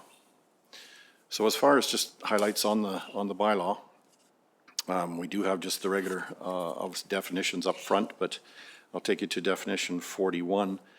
Solid waste services means the provision of waste management services to residential premises, includes any or all of the collection and disposal of garbage, organic waste, and recyclables, We included the wording any or all because, as we mentioned earlier, residents of Entwistle have different services than Wabman and different services than Big Lake. So it gives us the flexibility to do that. Scope of service, Section 3, following areas within the county are service areas and shall receive solid waste services. The hamlet of Entwistle, hamlet of Wabman, and the subdivisions within the Big Lake area marked as service areas on the map contained in Schedule A. So there's a map in the back of the bylaw that identifies the areas, residential areas in Big Lake that are going to be provided service. Under Section 6, just states that the county should be the sole provider of solid waste services to the premises within the county as described in the bylaw. Section 14, fees pertaining to solid waste services under the bylaw appear in the fees and charges bylaw. As mentioned, that'll be a separate submission. The enforcement sections after Section 20, we completed this in cooperation with our patrol department, Mr. Heritage's group. And what we've done with the new bylaws, the penalties are now put into the fees and charges bylaw, so they're no longer under the bylaw itself. It's all referred to the fees and charges bylaw. And again, under the 51, we are repealing the existing bylaw 09-2019 in Wabman. So with that, open to any questions. Thank you, Mr. Jameson, for the presentation and the information related to the replacement of the bylaw that is a consolidation and offers a single source provider, which is Parkland County at more competitive rating. So I will look to Councillor Kutcher-Johnson for the first proposed motion, please. That bylaw 2025-09 received first reading. Thank you. Motion is before us. Any questions, comments, debate? Councillor Kowalski? Thank you, Mr. Mayor. Thank you, Mr. Jameson. I also want to thank you for the work and effort that you put in to look at getting consistency across the county in this area of solid waste. I think the engagement that was done in the Big Lake area was superb. It was very, very effective, and we had great responses. I assume sometime in the future we will be looking at organics, because I think there were like 40% of the people that answered were interested. But we're making a great start. The rates are great, and it will be wonderful to see a consistent truck picking up solid waste instead of 6 different ones on the same road in the same 3 days. So I think in terms of the impact to our roads and also usage and noise and all of those things, it'll be a benefit to the whole community. Just a question, if I may. We've designated these subdivisions as new subdivisions may be developed. Do we have to amend the bylaw? I think if we, through you, Mr. Mayor, if we do add a different service area, we'll have to amend the bylaw, amend that schedule, yes. Again, thank you for all your work, and I totally support the bylaw. Thank you. Thank you. Further debate from council? Seeing none, I'll call the question. All in favor? Motion is carried unanimously. Proposed motion number 2, Councillor Kubasiak, please. Thank you, Mr. Chair. Move that bylaw 2025-09 receive second reading. Thank you. Motion before us, open for debate. We'll call the question. All in favor? Motion is carried unanimously. Just a note that we are having all of these motions today. Motion number 3 proposed, Councillor Wiedemann, will be unanimous to move forward requirement. Thank you. Councillor Wiedemann? Yeah, bylaw 2025-09 be presented at this meeting for third reading. Thank you. Open for debate. We'll call the question. All in favor? Motion is carried unanimously. Proposed motion number 4, Deputy Mayor Kowalski, please. That bylaw 2025-09 receive third and final reading today. Thank you. Thank you. Motion on the floor, open for debate. We'll call the question. All in favor? Motion is carried unanimously. Thank you. Let's move on. Related, item 6C6, bylaw 2025-10, amending bylaw 2024-19, 2025 fees and charges, Schedule C1 to Mr. McGowan, please. Thank you, Mr. Mayor. We have Neil Jameson, the Director of Public Works, here again to present the next submission to Council, which is to amend bylaw 2024-19, which is the 2025 fees and charges schedule C1. one. So with that, I'll hand it over to Mr. Jameson for a presentation. Thank you, Mr. McGowan. Again, good morning. As a result of the new solid waste bylaw in place, we have to amend the existing fees and charges bylaw. So the proposed amending bylaw 2025-10 is amending bylaw 2024-19 of the 2025 fees and charges bylaw Schedule C1. Again, we're looking for all three readings at this meeting. If we go to our Schedule C1, you'll notice the changes proposed in red, where we're adding the Big Lake residential properties, weekly garbage collection disposal, $11.58 per month, and biweekly blue bag collection, $4.42, for a total of $16 per month on their new bills. And also, you'll notice on Schedule C1, we've added the penalties, as mentioned previously, that rather than being under the bylaw itself, they're moved to the fees and schedules bylaw. So those are the new penalties proposed under Schedule C. With that, we're open to any questions. Thank you, Mr. Jameson. I'll look to Councillor Bernie for the first motion, please. The bylaw 2025-10 received first reading. And I just have one question, Mr. Jameson, if you will. Thank you for all that, and thank you for all your work on this, as Councillor Kowalski had said. Are the fees for the penalties, are they any different than they were before? I think they're in line with what they were before. They've been updated to sort of more modernize the fines. And you'll notice, for example, the specified penalties under 31 and 32, there's now a minimum penalty. And I believe those are put in case the courts say that the 2,500 is too restrict or too large. They have to defer down to the minimum penalty. So again, these were developed in consultation with our internal patrol department, so they've been updated. Okay, I was just wondering because we didn't see any 24 numbers. So I was just wondering, is there a large change? I understand the need to update every once in a while. So if you can answer either, is there a large change, or when was the last time we updated these fees and charges? Just for your information, we only had the existing Wabman bylaw in place, 09/2019. And under that bylaw, I believe there were some penalties under that one. Although I can't seem to So we never find. had anything in place for Entwistle at any time? Well, at some point, Entwistle must have had something in place when they were a village, but I'm not sure if it was repealed back, 20 years ago in 2000 when we took over as a hamlet. But I don't think we've really done a lot of enforcement or the need to enforce a lot. We do have other enforcement measures, whether it's taking away solid waste cards or those types of things that we've probably been using. So this is basically formalizes a bit more, gives the patrol department a lot more authority to restrict some of the activities that go on, including activities at our transfer stations when we do have some difficult, some residents at times. So this gives us a little bit more leverage on those residents. Okay, thank you. Yeah, thank you for that. Just wanted to know. It sounds like this has been a long time coming, so I'm sure you're glad to see this go through. Motion is on the floor and open for debate. Any debate from council? Councillor Weedman. So these fees back to water and wastewater and that, none of them have been changed when it comes to water and wastewater, is that correct? Through you, Mr. Mayor, there's no changes proposed now for the water and sewer. So the water and sewer penalties are under the water and sewer bylaw. They have not been moved to the fees and charges bylaw.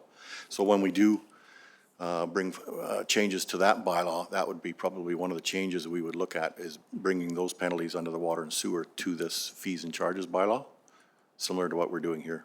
So this is just dealing right now with the solid waste C1. Thank you. Further debate from council? We'll call the question. All in favor? Motion is carried unanimously. Proposed motion number 2. Counselor Kucher-Johnson, please. That bylaw 2025-10 receive second reading. Thank you. Motion on the floor, open for debate. We'll call the question. All in favor? Motion is carried unanimously. Third proposed motion, Counselor Weidman, please. The bylaw 2025-10 be presented at this meeting for third reading. Thank you. Motion is before us. We'll call the question. Open for debate, first of all. All in favor? Motion is carried unanimously. Proposed motion number 4, Deputy Mayor Kowalski, please. Thank you, Mr. Mayor, that bylaw 2024-10 receive third and final reading. Thank you. Motion on the floor for debate. We'll call the question. All in favor? Motion carried unanimously. We will move forward. I see we have our fire services team here to item 6D1. We'll cover items 6D1 and 2, and then we will take a short break before returning back to item 6C7. So moving to item 6D1, Forest Resource Improvement Association of Alberta 2025 Wildfire Mitigation Strategy Project. Turn that over to Chief Cornforth, please. Thank you, Mayor Gamble. I'm introducing Sean Cunningham, Deputy Fire Chief, and Kyle Sherman, our Fire Smart Coordinator. They're here today to present our Forest Resource Improvement Association of Alberta 2025 Wildfire Mitigation Strategy Project for request for funding, and we're prepared to answer any questions council has. Thank you. Good morning, Mr. Mayor, Council. We're just waiting for the presentation to come up here. But today, we're here to share some exciting news on Parkland County's Fire Smart program. Back at the September 24th, 2024 council meeting, administration was directed by council to apply for 2 FRIA grants totaling $250,000. Fire Services was successful on one of those 2 grants, receiving funding in the amount of $150,000 to complete a wildfire mitigation strategy. In the absence of the presentation, I will just keep going here. So the wildfire mitigation strategy, it's designed to assist communities in identifying their level of susceptibility to wildfire and to provide recommendations on how to mitigate against wildfire based on the risks and hazards within the community and surrounding areas. So this project will look at the county in its entirety to identify areas of risk and to guide future Fire Smart education and mitigation activities. The strategy will also support Fire Services in applying for future grant opportunities to further reduce the impacts of wildfire throughout the county.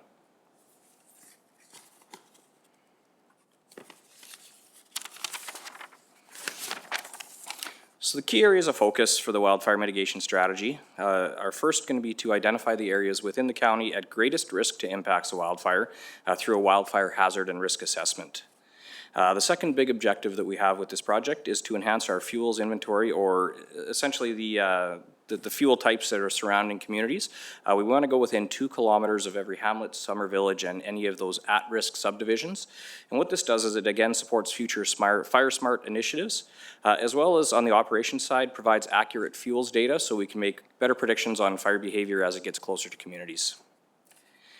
The third item we're going to do under this project is to identify those key areas where vegetation management or fuel reduction, a little bit of thinning and pruning activities are possible and will have the greatest impact on, again, increasing community resilience to the impacts of wildfire. And this would apply to municipal and public lands is where that funding would come in.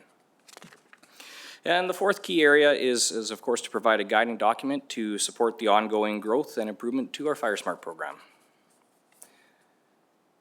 So the source of funding for this is going to be $150,000 under the FRIA Fire Smart Grant Program.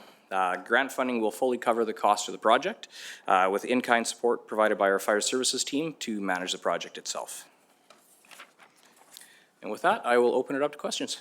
Great. Thank you very much, Mr. Cunningham and Mr. Shermanator, for the presentation. And always looking to be out in front as we are with our Fire Services team and being proactive in the Fire Smart programs. And we are experts in the field and appreciate all that you and through the chief do for Parkland County and for our neighboring counties and residents. We do have 2 proposed motions. Look to Councillor Kucher-Johnson for the first proposed motion, please. That council direct administration to complete the wildlife mitigation strategy project as presented. Thank you. Open for debate. Councillor Weidman. Thank you. Yeah, lots of good feedback on the Fire Smart strategy, or Fire Smart educational portion of it. We had some discussion on several occasions on the Keep-Hills area, and we're getting some new people in there. They're building new houses now, people moving into the hamlet. I hope we can look at that hamlet as far as wildfire goes. We had a walk down to the river there that goes through the bottom half of Keep-Hills, and it's really bad in there. We've had some people in there mining for gold, squatters maybe, I don't know, but anyway, there's a lot of garbage, and there's evidence of fires in there, campfires. And so it is a really tinder dry area. I'm surprised that it hasn't went up, until now, and I think it's just by luck that it hasn't, so I hope we can look at that in the future. So thank you. Through the chair to Councillor Wiedemann, yes, Keep-Hills and all of our other hamlets are all on the list, so we're going to be looking at each one of those and assessing the risk and looking at what measures we can take in each of those hamlets to reduce the risk. Thank you. Deputy Mayor Kowalski. Thank you, Mr. Mayor. Thank you, gentlemen, for the presentation. So one of the questions I have is, will we assess then some of our ESAs that are near subdivisions? We can look at some of the examples where we were going to have a new division built in Big Lake, and they were going to hive off all of a deadfall forest and make it an ESA, which would then relieve the management of getting rid of the deadfall, besides 444 new homes to the county. So is that part of your plan, is to assess some of these subdivisions and their risk in terms of what's around them? Please. Through the chair to Councillor Kowalski, we're not specifically looking to address the environmentally significant areas. However, we will gladly work with our counterparts over on the environment side to see how we can align some of the Fire Smart strategies with some of these areas as well. Thank you. Further debate from council? I have a question. Yeah, go ahead. Thank you for the presentation. I'm always in support of this. The Fire Smart program is great. And it's interesting that it comes up now, and I'm over in Germany. They have an interesting program over here where they go in and clean out deadfall. They'll cut the trees down, and then they lease or permit the residents to come in and shore it up and take that deadfall out of there and use it for fuel in their own residential use. It's a good way to get the community involved, create a little bit of income, and also help reduce the fuel sources in the deadfall. So I'm just putting it out there, wondering if you have any thoughts on that, if you've heard of any kind of that program. I thought it's a really good idea, and we drive all over Germany, and you can see these, whatever you call them, the holders where they put the wood, and like I say, they pay a little bit, and they get firewood in return, and it's a win-win.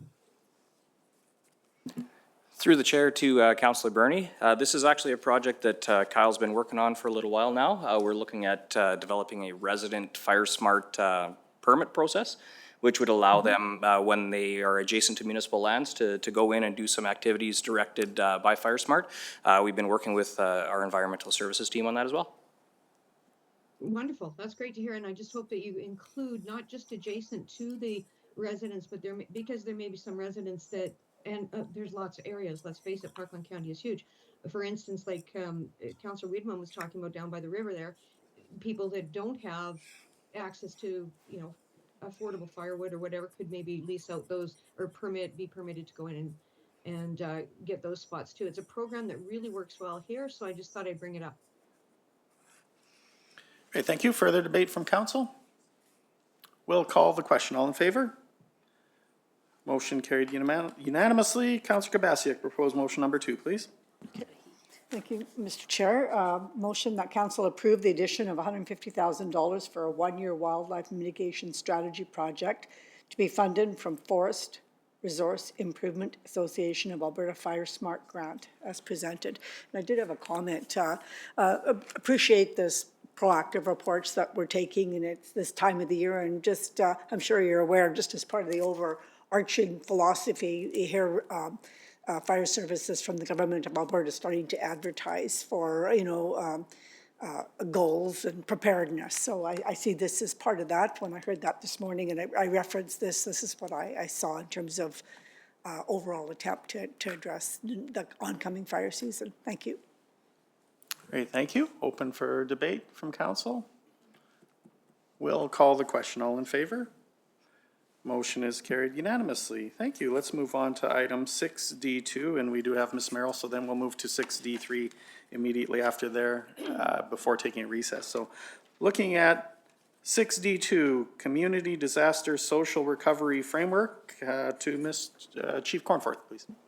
Thank you, Mayor Gamble. I'd like to introduce Suzanne Merrills, Director of Community Services, is here to present our Community Disaster Social Recovery Framework request for funding, and we're prepared to answer any questions council may have. I'll turn it over to Suzanne. Thanks. Good morning. I'm here today to present the Community Disaster Social Recovery Framework project. In the fall of 2024, we were approached by the Canadian Red Cross with a grant program for communities affected by the 2023 wildfires in support of recovery and community resiliency. Community Services was successful in the grant application process, and we have been awarded $96,880 to complete our project. We are seeking to hire a consulting firm to design a comprehensive social support disaster recovery framework. The project will identify community needs to help individuals and families recover, including processing the emotional and psychological effects of disasters. The framework is aimed to guide effective recovery efforts in affected communities post-disaster that ensures social resiliency, inclusion, and equitable access to support services. The consultant work will culminate in a finalized actionable framework that can be implemented with support from community partners to guide social recovery efforts after a disaster. This framework, once completed, will be used by Community Services Department to develop an incident-specific recovery plan for affected residents following any future disasters. That concludes my presentation. I'd be happy to answer any questions. Thank you, Ms. Merrills, and congratulations on achieving the grant funding for a very worthwhile initiative moving forward. Look to Councillor Wiedemann for proposed motion number 1, please. That the council direct administration to complete the Community Disaster Social Recovery Framework project as presented. Thank you. Motion is on the floor. Open for debate. Seeing none, I'll call the question. All in favor? I have a comment. Okay, go ahead. I'd just like to direct it to Ms. Merrills, a comment to Ms. Merrills. I'm always impressed with the scope of the work that you do, especially for the community. It seems like you're always going a million different directions, but you always get the work done, and I'm impressed by this, and I thank you for it, and I'm in full support. So thank you, Ms. Merrills and team. Open to council for debate. We'll call the question. All in favor? Motion carried unanimously. Deputy Mayor Kowalski for proposed motion number 2, please. The council approved the addition of $96,800 funded by the Alberta Wildfires 2023 Community Recovery and Resilience Grant for the Community Disaster Social Recovery Framework Project to the 2025 budget as presented. Thank you. Motion is on the floor. Open for debate. We'll call the question. All in favor? Motion is carried unanimously. Thank you. Let's move on. Item 6D3 before taking a recess. Request for funding Wadman Pier Surface Rehabilitation. I'll turn that over to Chief Cornforth, please. Thank you, Mr. Mayor. Suzanne will continue on. She will present the request for Wadman Pier Surface Rehabilitation funding, and we are prepared to answer any questions of council this time. Thanks. Thank you. So flipping over to parks now. I'm here today to request funding for the rehabilitation of the Wabamun Pier. Parkland County assumed responsibility for the Wabamun Pier asset following the dissolution of the village of Wabamun. In 2024, an assessment was completed by ISL, and the pier was determined to be structurally sound. However, some sections of the decking were identified as being soft. A visual inspection of sections not covered by the matting shows deterioration of the boards. The existing decking on the pier is estimated to be around 50 years old. In 2015, the village of Wabamun replaced some of the rotting surfaces boards and installed the rubber matting following that to extend the life cycle of the decking. Parkland County has reviewed the assessment and is recommending that the pier be revitalized in conjunction with the ongoing work at Waterfront Park. The entire deck would be removed and replaced with new planks. The approach to the pier would be repaired and cleaned up to make it more accessible, and the damaged bumpers along the pier would be repaired. The pier currently does not have a railing or curbing installed. An increase in fall risk was identified due to the lower lake levels. In some locations, the height from the pier to water surface is greater than 6 feet. This hazard is a liability for the county, and we are proposing the addition of a railing and curb along the perimeter of the pier, maintaining the ladder access points along the way. The deck work needs to be completed while the lake is frozen to minimize environmental impacts. If funding is approved, the project would be starting immediately, minimizing visitor impacts during the peak seasons. With the completion of the boat launch revitalization in the fall, which came in under budget, and the current work being done on the waterfront park, the pier is the last major asset on this site that needs rehabilitation, and we look forward to bringing it up to the standards. And with that, I can answer any questions.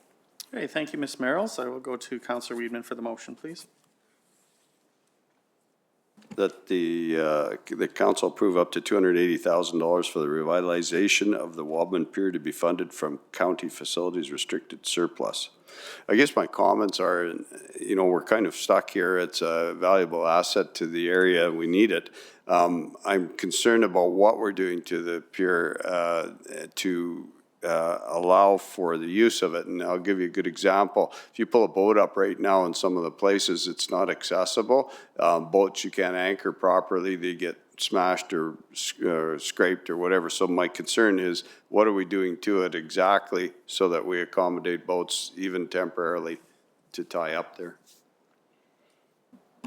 Through Mayor Gamble to Councillor Weidman, we did identify that some of the bumpers were damaged, and so that is on the list of replacement, is replacing the bumpers along the edge to make it safe for the boats to moor up. The way that the pier is configured, you need separate, smaller landing pads, if you want to call it, or docks there beside it so you can get to the right level. Are we adding any more? Because there's a shortage there as well. Through the Mayor to Councillor Weidman, at this time, we don't have the addition of any additional docks in this proposal. It is something we can look at. Once the waterfront park work is completed and we know how many docks we're going to need, or how of the easy docks we'll need to do the swim area, we may have surplus from the original that we could then relocate and look to expand. So we'll evaluate that when all the work is complete, and then we could put in a proposal for 2026 budget to add additional docks.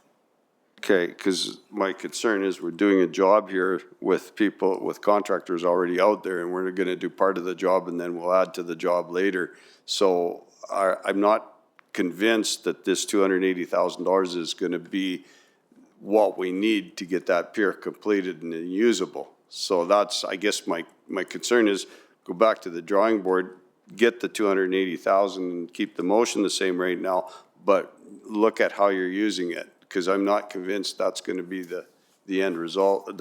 I'm not convinced that it's going to be a proper fix here. Okay, we'll go to Councillor Kowalski, please. Thank you, Mr. Mayor. Thank you, Ms. Merrills, for the presentation. I guess I have a question.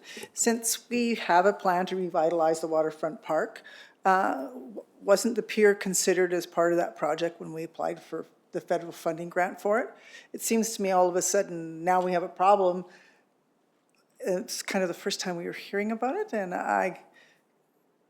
doesn't seem to mesh with me with all the work time and energy we've invested on that waterfront park to now say, oops, we also have this issue that's a major part of the park. Through the Mayor to Councillor Kowalski. So when the initial application for the grant funding for the revitalization of that area was done, the pier and boat launch parking lot areas were not included in that project scope. So we did tackle the boat launch in the fall. That did come under budget, and then our next step was to tackle the pier, and we were waiting for the report from the engineers to be completed to understand, to make sure that there wasn't any structural issues that we also need to tackle in addition to the decking. So we did hire the engineer at the same time that we kind of kicked off the boat launch to review the pier, and then we were waiting for those reports to come in before making a plan of action of what actually needed to be done. So if we'd known this before, would we have been able to put it in the application for the whole revitalization project? Mr. Mayor, to you and through you, the maybe two things at play here. One, as Ms. Merrills is alluding to, the grant comes with a very short time window, so we wanted to ensure that we utilized the federal funding to not delay it for anything and then end up not being able to use all those funds. So that's one of the reasons that we moved very quickly with the funds and allowed some of these other assessments to occur in the background.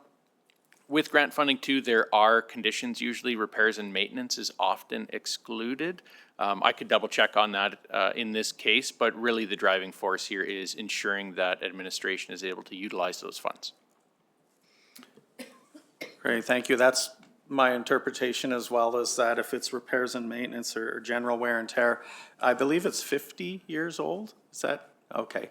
Having been out there, I'm excited to see this go forward. Yes, I recognize the cost of it, but I also agree, let's take a look at it and do it right and make it a gem that will certainly enhance the entire revitalization of the Wadman Hamlet. So I will support this. Thank you. Councilor Weedman? A comment there. You've got 55,000 less if you got rid of the curbing and railing, and so you've got 240,000. So that, if you add the two, it's 295, and you're asking for 280. Through the mayor to Councillor Weedman, that was the costing. So there is some cost savings that are incurred by doing it all together at the same time, mobilization and all that. So those were the individual costs that they quoted us if we were to do them as just a separate project. And I guess going back to my previous comments, and I'm looking at the 55,000 for curbing and railing. I understand the reason for it. I'm not sure if we're governed by the OH&S Act when it comes to heights. It's typically over, I think it's 3 feet or 4 feet, you get to have a railing. I'm not sure if we're governed by that on the dock, but I guess if you add railing, you're going to screw up the dock and the ability to use the dock for what it's intended to use. So I'm just caution where we put this railing. If we're going to put it at the start of it where it's the shallowest and leave the rest, because we're going to have a real nightmare to get onto the dock. You can't have gaps in the railing to get onto the dock. If you do, you got to park your boat at the right spot. So we have to make sure we really map this out. A lot of times these things are done by people that aren't boaters, and I find it doesn't always work, so. Okay, thank you. Councillor Kowalski? Thank you. I would maybe, if I could direct this to Mr. Dyke, I'd be interested to know some history and some of the expenditures we've spent in the county facilities restricted surplus, what the size of it, the volume is, what we've used it for the last few years, what its potential use is. I'd appreciate that report sometime in the next few months. That'd be really great. Mr. Mayor, to you and through you, administration is preparing a fulsome report on restricted surplus to come to council this spring, so we can add that information to that as well. All right, thank you. Councillor Weedman? Yeah, we did hear from staff at one time on the condition of the dock as a council. I'm trying to remember when that was, but we did hear about it. So we were aware of it. I don't think anybody gave it a lot of thought, but we did know that it was deteriorated quite a bit. I wish this was a grant that came from the province because they're the ones that made us take Wadman over, but I don't think that's going to happen. So We can certainly try again. Yeah. Yeah, that's a good indication. Great conversation. I'm excited to see this go forward, but with conditions, I recognize as a boat person that you do need to be able to pull up to the dock. So I do concur with Councillor Weedman with respect to the railing at the early stages or the onset, but allowing for perhaps fingers off the dock, or ultimately looking at maybe there's something we can kind of take a look at to even make it more enhanced within a similar type budget. So do appreciate it, but do support the motion as it sounds. All right. Any further comments, questions, or debate? We'll call the question. All in favor? Motion is carried unanimously. Thank you, Ms. Merrills. We're now going to take a recess and reconvene at 11:45. Thank you.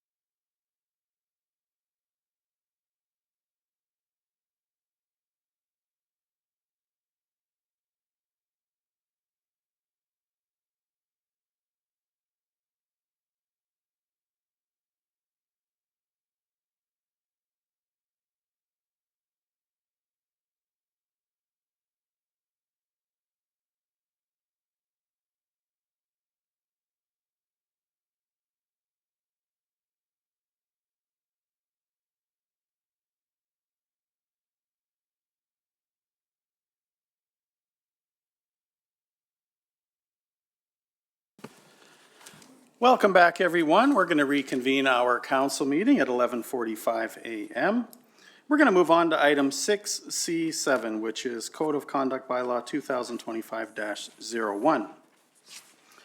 We do have two proposed motions before us, and I will move the first proposed motion, that Bylaw 2025-01 receive second reading. And for opening comments, council has worked on a replacement for a Code of Conduct bylaw for about a year now, and replacing the existing one that was in place. And we have had two legal reviews, multiple opportunities for council to provide input. We have had many opportunities to look at other leading code of conducts that have been put in place. And most recently, specifically at the RMA, we did see a presentation that was put on by a neighboring municipality that has gone through the process as well. So I'm fully supportive of the motions. We've been through this for a year. As I have mentioned, these are expensive and costly to the taxpayer, and we have gone through a very diligent process, in my view, and I fully support the motions. So with that, the motion is open for debate. Councillor Kowalski? Thank you, Mr. Mayor. I always appreciate your opinion on things, but I believe that this bylaw is actually, as we've presented it and we have discussed it, we did have another session planned with our lawyer to have some questions, and that got canceled. But I believe that this bylaw is actually regressive. I think there is, under no circumstances can we judge each other and only be the judges of each other. The bylaw, I think, should be for the public who elected us. There is not one situation in a code of conduct that we call on each other that there isn't bias and an apprehension of bias, as well as a pecuniary interest. If there's any sanction applied, then there's pecuniary interest on behalf of all the council. So I would suggest that we table this bylaw and just use the one we currently have, because this is going to create huge and increasing amounts of animosity and splitting of the council. And that's my opinion. Thank you. Thank you for your comments. My question would be, you mentioned table and you mentioned not support. Could you please be more specific? Are you requesting a tabling motion to a specific date and time, or are you saying that you don't support it?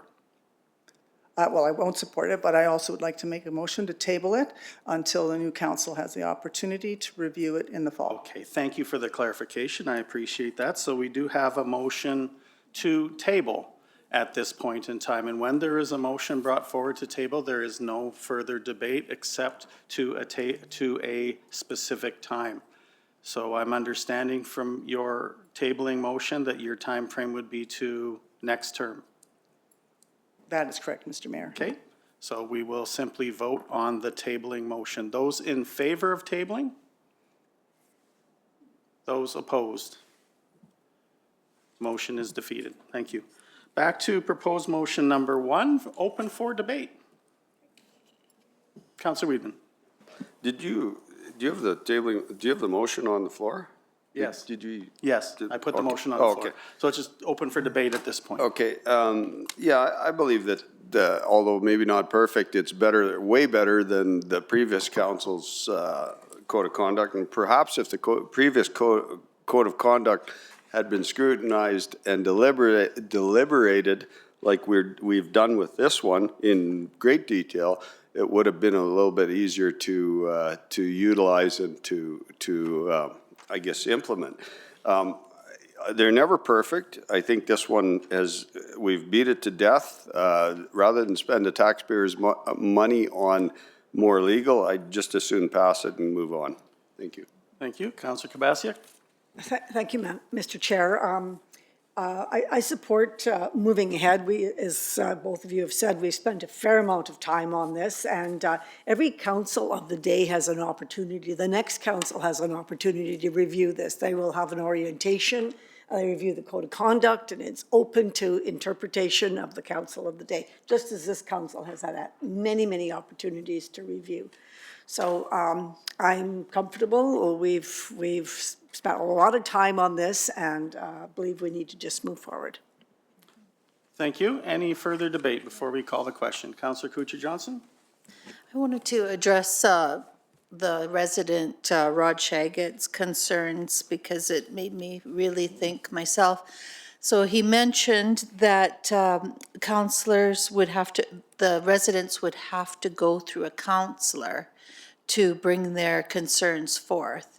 And I believe that that is what Mayor Shaggett has done in the past, is he's gone through, or the former Mayor Shaggett has gone through a counselor to bring concerns forth. So it is illustrated that that method is alive and well and doing, it's working. I just wanted to provide that. Great, thank you. Pardon me, Mayor Gamble. Councillor Bernie wishes to speak as well. Councillor Bernie?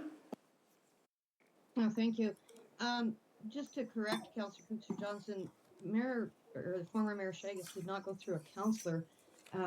He went through the process. He was part of the member of the public and put in his complaint on his own, which is what we allowed.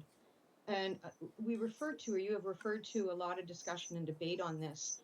There has been discussion. It has been, I find it very one-sided, and unfortunately being on the side of a minority, the minority side of a split council, it means that a lot of times my suggestions are overlooked, and especially the ones on transparency and openness. I do not agree with not allowing complaints to be submitted by residents. They are our ratepayers. Both residential and commercial who are paying taxes in this county have a right to hold councils accountable. And I agree with what former Mayor Shaggett said too, in that we need to debate openly, as the city of Edmonton has decided to keep it open and transparent. This new code of conduct is bylaw is completely closing the door, or almost completely closing the doors. And I think it's detrimental to the county. It does not have fairness in it. It does not have administrative justice as it should be done. We shouldn't be judging each other at all. That's just wrong. Putting the decisions up to the mayor, any mayor in this case, or is just wrong. It should go to a third party. Second, the ombudsman himself or his office does make some suggestions, and I don't think that we've referred to those at all, and they have been updated over time. And finally, I would like to mention, we all know that there's a court case pending right now that has to do with the code of conduct, the current code of conduct, and pecuniary interest that is in place now and that will go into the future for the future interest of council. So I believe that until this case is decided in March, it is in the best interest of our residents to pass, not to pass this bylaw until that has gone through. And then we can see what we're going to do from there. I agree, and I would put another motion forward that we table this until then. That is the fair thing to do. It is the right, it is the moral thing to do. And yeah, I would put a motion forward, another motion forward if I can, that we table this until such time that the Court of King's Bench case has been heard, which is sometime in March, early March. So it would have to be in May or June that this come back. Yeah, the tabling motion has already been brought forward and defeated. Secondly, referring to a court case at this point in time is an accusation that has been filed. No further merit than that, in my opinion. Further debate? Councillor Weidman? Yeah, I really take exception to the fact that the Councillor Bernie suggests and the former Mayor Shaggett suggests that the public has no rights here to come back on a councillor or to reprimand a councillor or whatever you want to call it.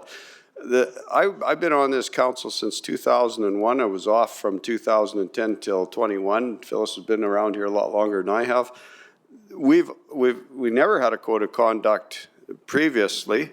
In those days, we always had the right under the Municipal Government Act to sanction or to, in some degree, to sanction a councillor or mayor. Those things are in the Municipal Government Act. So the accusation or the implication that the residents do not have any rights to come back on a councillor is wrong. It always has been there. We didn't need a code of conduct, but we had it. The previous previous council brought one in, because the province, I guess, passed a regulation that you had to have it. It wasn't complete. We're trying to make that new code of conduct complete so that it's easy to maneuver, easy to implement, and it doesn't take up a lot of taxpayers' dollars. So I really resent the fact that that some councillors are going around and saying the public has no recourse. The public comes here, they did today, they're here now, they can come anytime they want, and they can give us hell if they want. They can, and if there's an issue with a fellow councillor, the council has the ability to deal with that anyway. So we don't need a code of conduct. But unfortunately, we're stuck with this stupid code of conduct. We're trying to make it better. We're trying to help things along, and it just seems to get debated. So I'm in favor of the way it is right now. Unfortunately, if I had to make a motion that rescinded the other code of conduct and canceled it and canceled this one, I'd love to do that, but I know I can't because the province wants us to have a code of conduct. Okay, thank you. Any further comments? Go ahead. So I disagree with that, Councillor Wiedemann, in that the government has called for code of conducts because political times have changed, obviously, and they want to make sure that councils are held accountable, and that's what they've done in the guidelines that they've set out. And sure, they're works in progress, but by taking away, not allowing the residents to come forward and having to go through a councillor to make a complaint is simply unethical. The code of conduct sets standards to your council's actions, and a code is one aspect of accountability and transparency among councils and between councils and administration to public at large. And the renewing or the rendering of this code of conduct completely fails to ensure accountability, and does in no way follow the spirit and intent of what the MGA guidelines have suggested. So I cannot in good conscience agree at all with this rendering. Any further debate from council members? Councillor Kowalski. Thank you, Mr. Mayor. Under the administrative justice rules of the province, you are required to have an unbiased adjudicator. That's impossible. This is impossible the way this bylaw is written. We are all biased. Number one, a fair process. This is not a fair process. We have not met the basic foundations of fairness in this bylaw. And that is why I ask that we table it, do something different with it, review it again, because it is just going to create more animosity and chaos. Thank you. The tabling motion has been defeated. And I will look for any final comments. Councillor Wiedemann? I've studied codes of conduct all across Canada and even the odd one in the States, although they don't have the same regulations as they do here. Virtually every time a code of conduct comes up in Canada, we get it on our municipal publication, and we get bulletins virtually every day.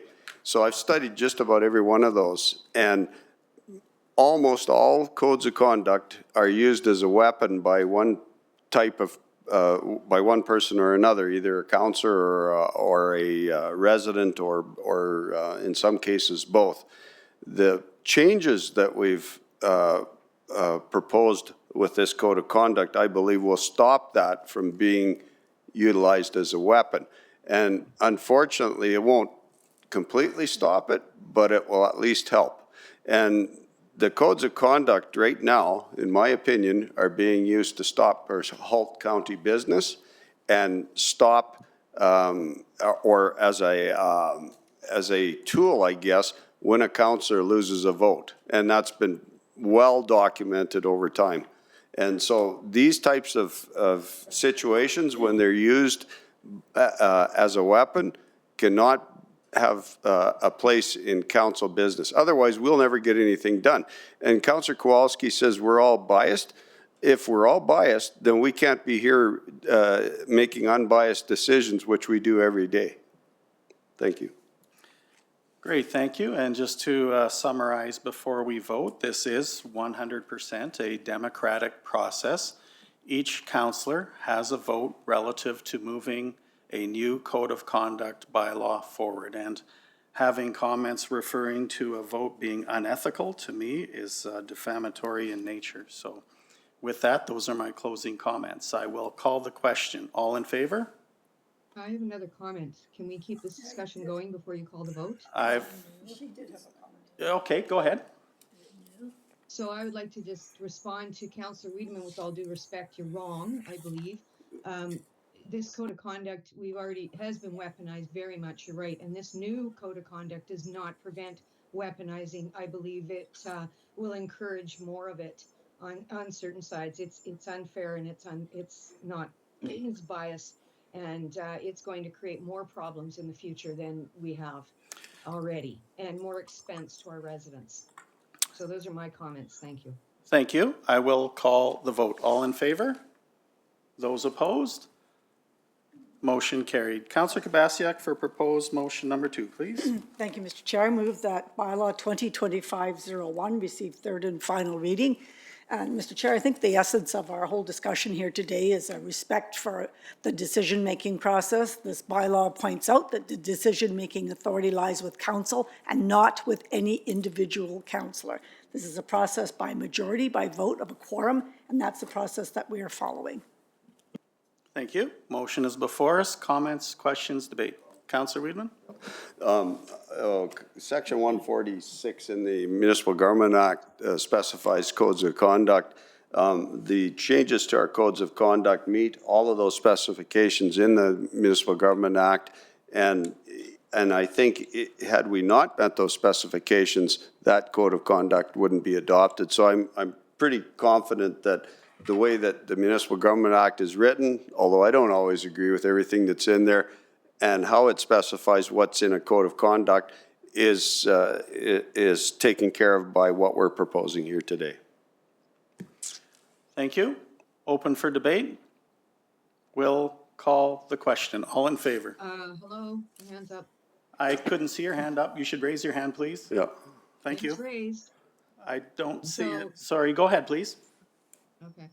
So, again, I disagree with that comment.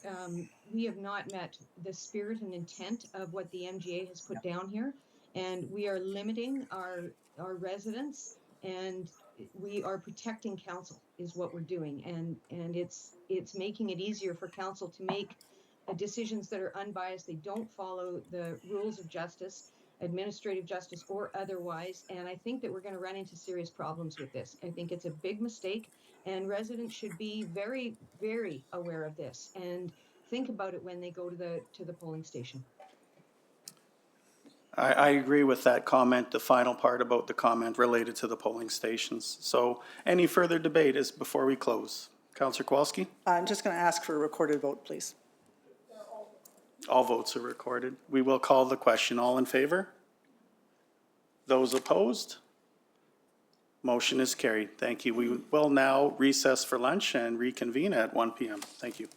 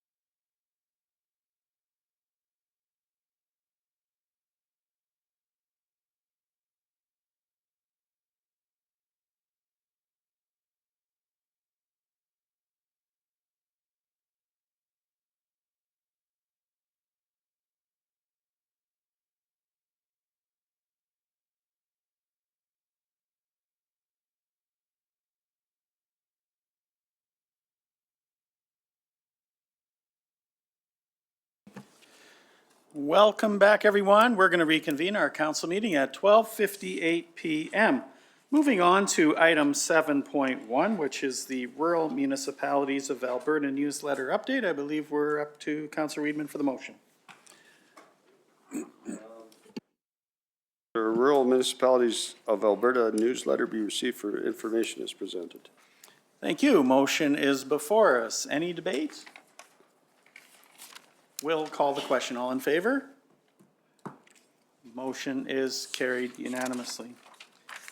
Let's move on to item 7.2, the Federation of Canadian Municipalities update. I'll look to Deputy Mayor Kowalski, please. Thank you. Good afternoon, Mr. Mayor. That the Federation of Canadian Municipalities update be received for information as presented. Thank you. Open for debate. We'll call the question. All in favor? Motion is carried unanimously. Item 7.3, Mayor's Report. I will begin with January 29th and 30th, where Council and Administration convened for our strategic planning session, the last one of this term, and it was a wonderful opportunity to look at our plan and moving to a more finite approach and targeted approach, and excited to see how our strategy is coming to fruition and all of the tremendous things that are occurring in Parkland County. Same evening, January 30th, I participated in a Coffee in the Park with the ABA with Cam Milliken and Jennifer Herrick.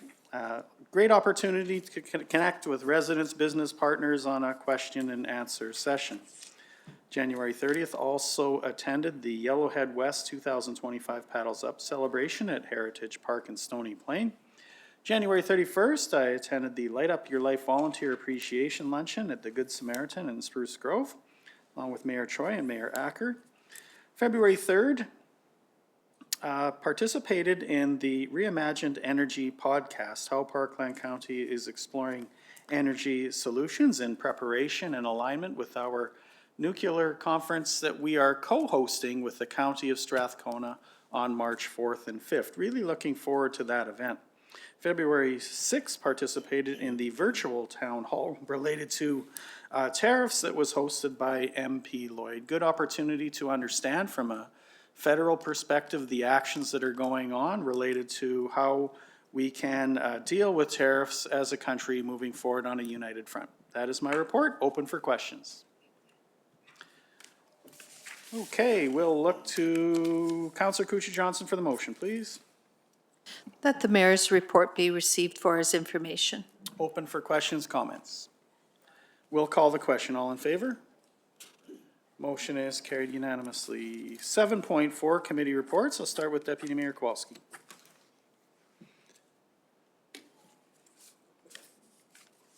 Thank you. Thank you, Mr. Mayor. My report is submitted in writing, January 28 to February 11. January 29-30 was our strategic planning session, and I just want to say that it was very informative and lots of really great topics for us to ruminate over. But I also want to congratulate the team that found the new location. It was really, truly a hospitable place to have sessions. It was really, really a nice meeting room. Ag Services Board meeting, February 6th. Unfortunately, the resolution that we put before the ASB conference was defeated 61-60, and it was regard to a Farm Family Award for Northern Alberta. So our members of the board that were there were absolutely taken aback and shocked that it didn't get any traction, but most of the votes were from Southern Alberta, where the Southern Alberta Farm Family Award is done by the Calgary Stampede. So food for thought about how we do our presentations and resolutions for the next time. Attended the bus tour out to Sherwood Park for the ATCO Hydrogen Clean Energy with members of Parkland County Council, Stony Plain and Spruce Grove. Was a very interesting trip. It's quite the facility they have, showing using mixed hydrogen, partial hydrogen. We stopped by the hydrogen house, but it was locked, so we couldn't go in. Yellowhead Regional Library meeting just yesterday. The executive committee meeting went to the audit financial statements, and what was a really interesting exercise was their risk management framework and all of the risks within the library systems and the libraries in their region, and things that are becoming quite concerned. A lot of them are around safety. We have a lot of small libraries where staff are there by themselves, and a fair amount of aggression happening in some of those small libraries. So concerns there, and obviously the biggest risk is tariffs, because some of the buying that the YRL does on behalf of libraries is 2 years in advance, and so looking at 30–40% increases will decimate many budgets of libraries. And then the Valley View matter came up for discussion about a certain group of people who were against the Gay Straight Life Alliance meeting in the library. They took out 140 books that were related to anything related to transgender or gender identity and destroyed the books. So it's been quite a hot spot out there in Valley View. So lots of things happening in the library land, which was really interesting to hear. So it's a big board and a very big executive committee, so it'll take a little while to get a handle on everything that they're up to, but that's my report. Thank you. Questions? Seeing none, I'll go to Councillor Bernie. Sorry. Jeff, did you get her email from Councillor Bernie? I believe she was going to forward it to Odessa. Do you have it? I have Councillor Bernie's report here. I'm just quickly putting it on a document. Oh, thank you. Yeah. Should I go this way first? Yes, Yeah, okay, please. Thank you. So she's not attending? Correct. Yes, she left the meeting, but she Okay. did send her report. Councillor Kuchar-Johnson. Thank you. January 29th and 30th, the strategic planning, as everybody else has gone to that. February 7th, the ATCO Hydrogen House and Clean Energy Display Center Tour, attended with Mayor Troy and Acker and the councilors as well. February 10th, the Parkland County Library Board meeting. They went over some of the things that they're planning in the next little while. They're hosting a seniors conference in June, and they were noting that there is a real increase in the Entwistle library usage, and mentioned that in Keep Hills they've got piano lessons and pickleball at the hall. And also computers being very popular library activity. And that's it. Thank you. Thank you. Questions? Councillor Kabasiak, please. Thank you, Mr. Chair. I also submitted a report, including activities that other members have spoken about with regard to our strategic planning session. And February 5th, the notes are there with brief notes with regard to focus from the Villeneuve Landing Network. This group hasn't met for a while and was just providing an update on activities. And one of the most prominent is looking at a flight school. They're looking at a facility in Sturgeon County where there's education programming for students in aviation and that related expertise. Nate had a program here, they moved to SAIT, and now there's a partnership with Grant MacEwan for aviation programming. And the model that they're looking at is one that's similar to a program that exists, very successful program, aviation program in Grand Rapids in the United States. So there's an application in with government, and that should be up for consideration shortly. I also attended just after the strategic planning session, along with yourself, the Atchison podcast. You did a very good job there. Thank you, Mr. Mayor, and also congratulations to the Yellowhead Pickle Club for being designated the Pickleball Club of Alberta. So they were very pleased and had a presentation there. I also attended the 4-H public speaking event, and as a former Spruce Grove Sundowners Toastmasters member, it's always a pleasure to be able to join, especially young 4-H members, grade 3, 4 level, up to high school level, who are brave enough to stand in front of an audience with very, very well presented speeches, and they have their AV, and they're taught all sorts of techniques to be effective speakers, which is a lifelong skill. And the gal that was the MC, I think she's about 9 years old, Brandy Vanderwell, she's a sparkling light and did such a wonderful job. And they have a day, an event, so they'll have speakers, and then the group will host a luncheon for people. And they'll have, the communication I had probably listed some 20 speakers, but they have speakers in the afternoon as well, so they all get a chance. And anyone who has an opportunity to judge a 4-H speaking contest, if you're invited, it's enlightening and very, very admirable to see how well these young 4-H members do. And I know that Ms. Domagen also had an opportunity in Edmonton, and it's delightful. It's delightful. So I really enjoyed that, and they learn by doing, and they do an excellent job at 4-H. Great, thank you. Any questions? Councillor Weedman, please. You guys have my report? No? You must have lost it. Okay, I'll tell you here. So 29th and 30th, we were at strategic planning as everybody else was. 31st, I took our MLA and toured him around Wabamun. And then I had a summary to do for Arrow. And then on the 4th, TransAlta, just going through all my stuff here. Council, so we had a meeting on the 6th at Duffield that was originally supposed to be at Manley Hall, but it was moved to Duffield. It was basically an educational process by some residents, especially one from Barhead, on land use bylaws, and there was about 80 people there, so it was a good turnout. And it was to show residents how to interpret land use bylaws. Not everything was necessarily factual, but it was a good try. We had ATCO Hydrogen Open House on the 7th. We were on that. Keep Hills Community Association meeting on Saturday on the 8th. And that's about it right now. Great, thank you. Questions for Councillor Weedman? And we'll put up Councillor Bernies. Attended the Wildwater Commission February 10th and February 6th, ASB. Any questions related to Councillor Bernies?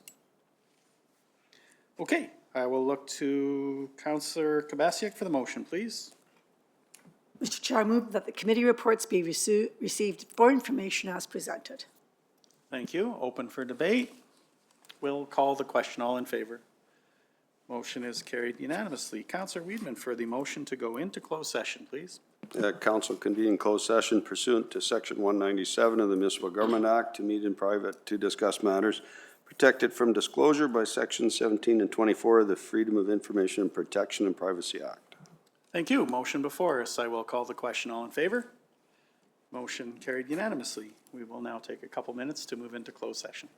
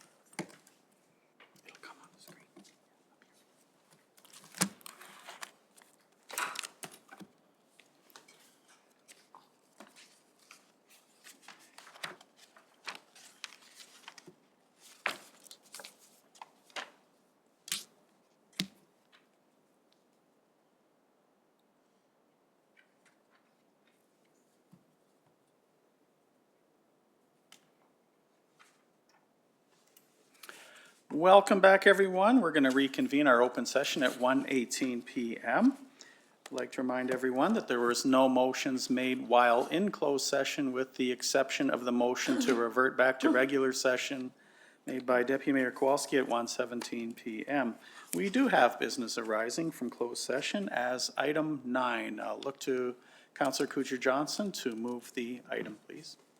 That the costs incurred for the municipality to redeem the contraventions of the property identified by tax roll 1191009 be applied to the same tax roll number. Thank you. Motion is on the floor, open for debate. We'll call the question. All in favor? Motion is carried unanimously. Certainly. Mr. Dyke, if I can ask a question. When these costs get put on a roll, they stay there, they accumulate interest, and the only time we actually can make good on that money is when the property is sold? Am I understanding how these penalties work, please? Mr. Mayor, to you and through you, the owner of the property could pay these amounts at any time. Should they choose not to pay them, it would go through the tax arrears process. Thank you.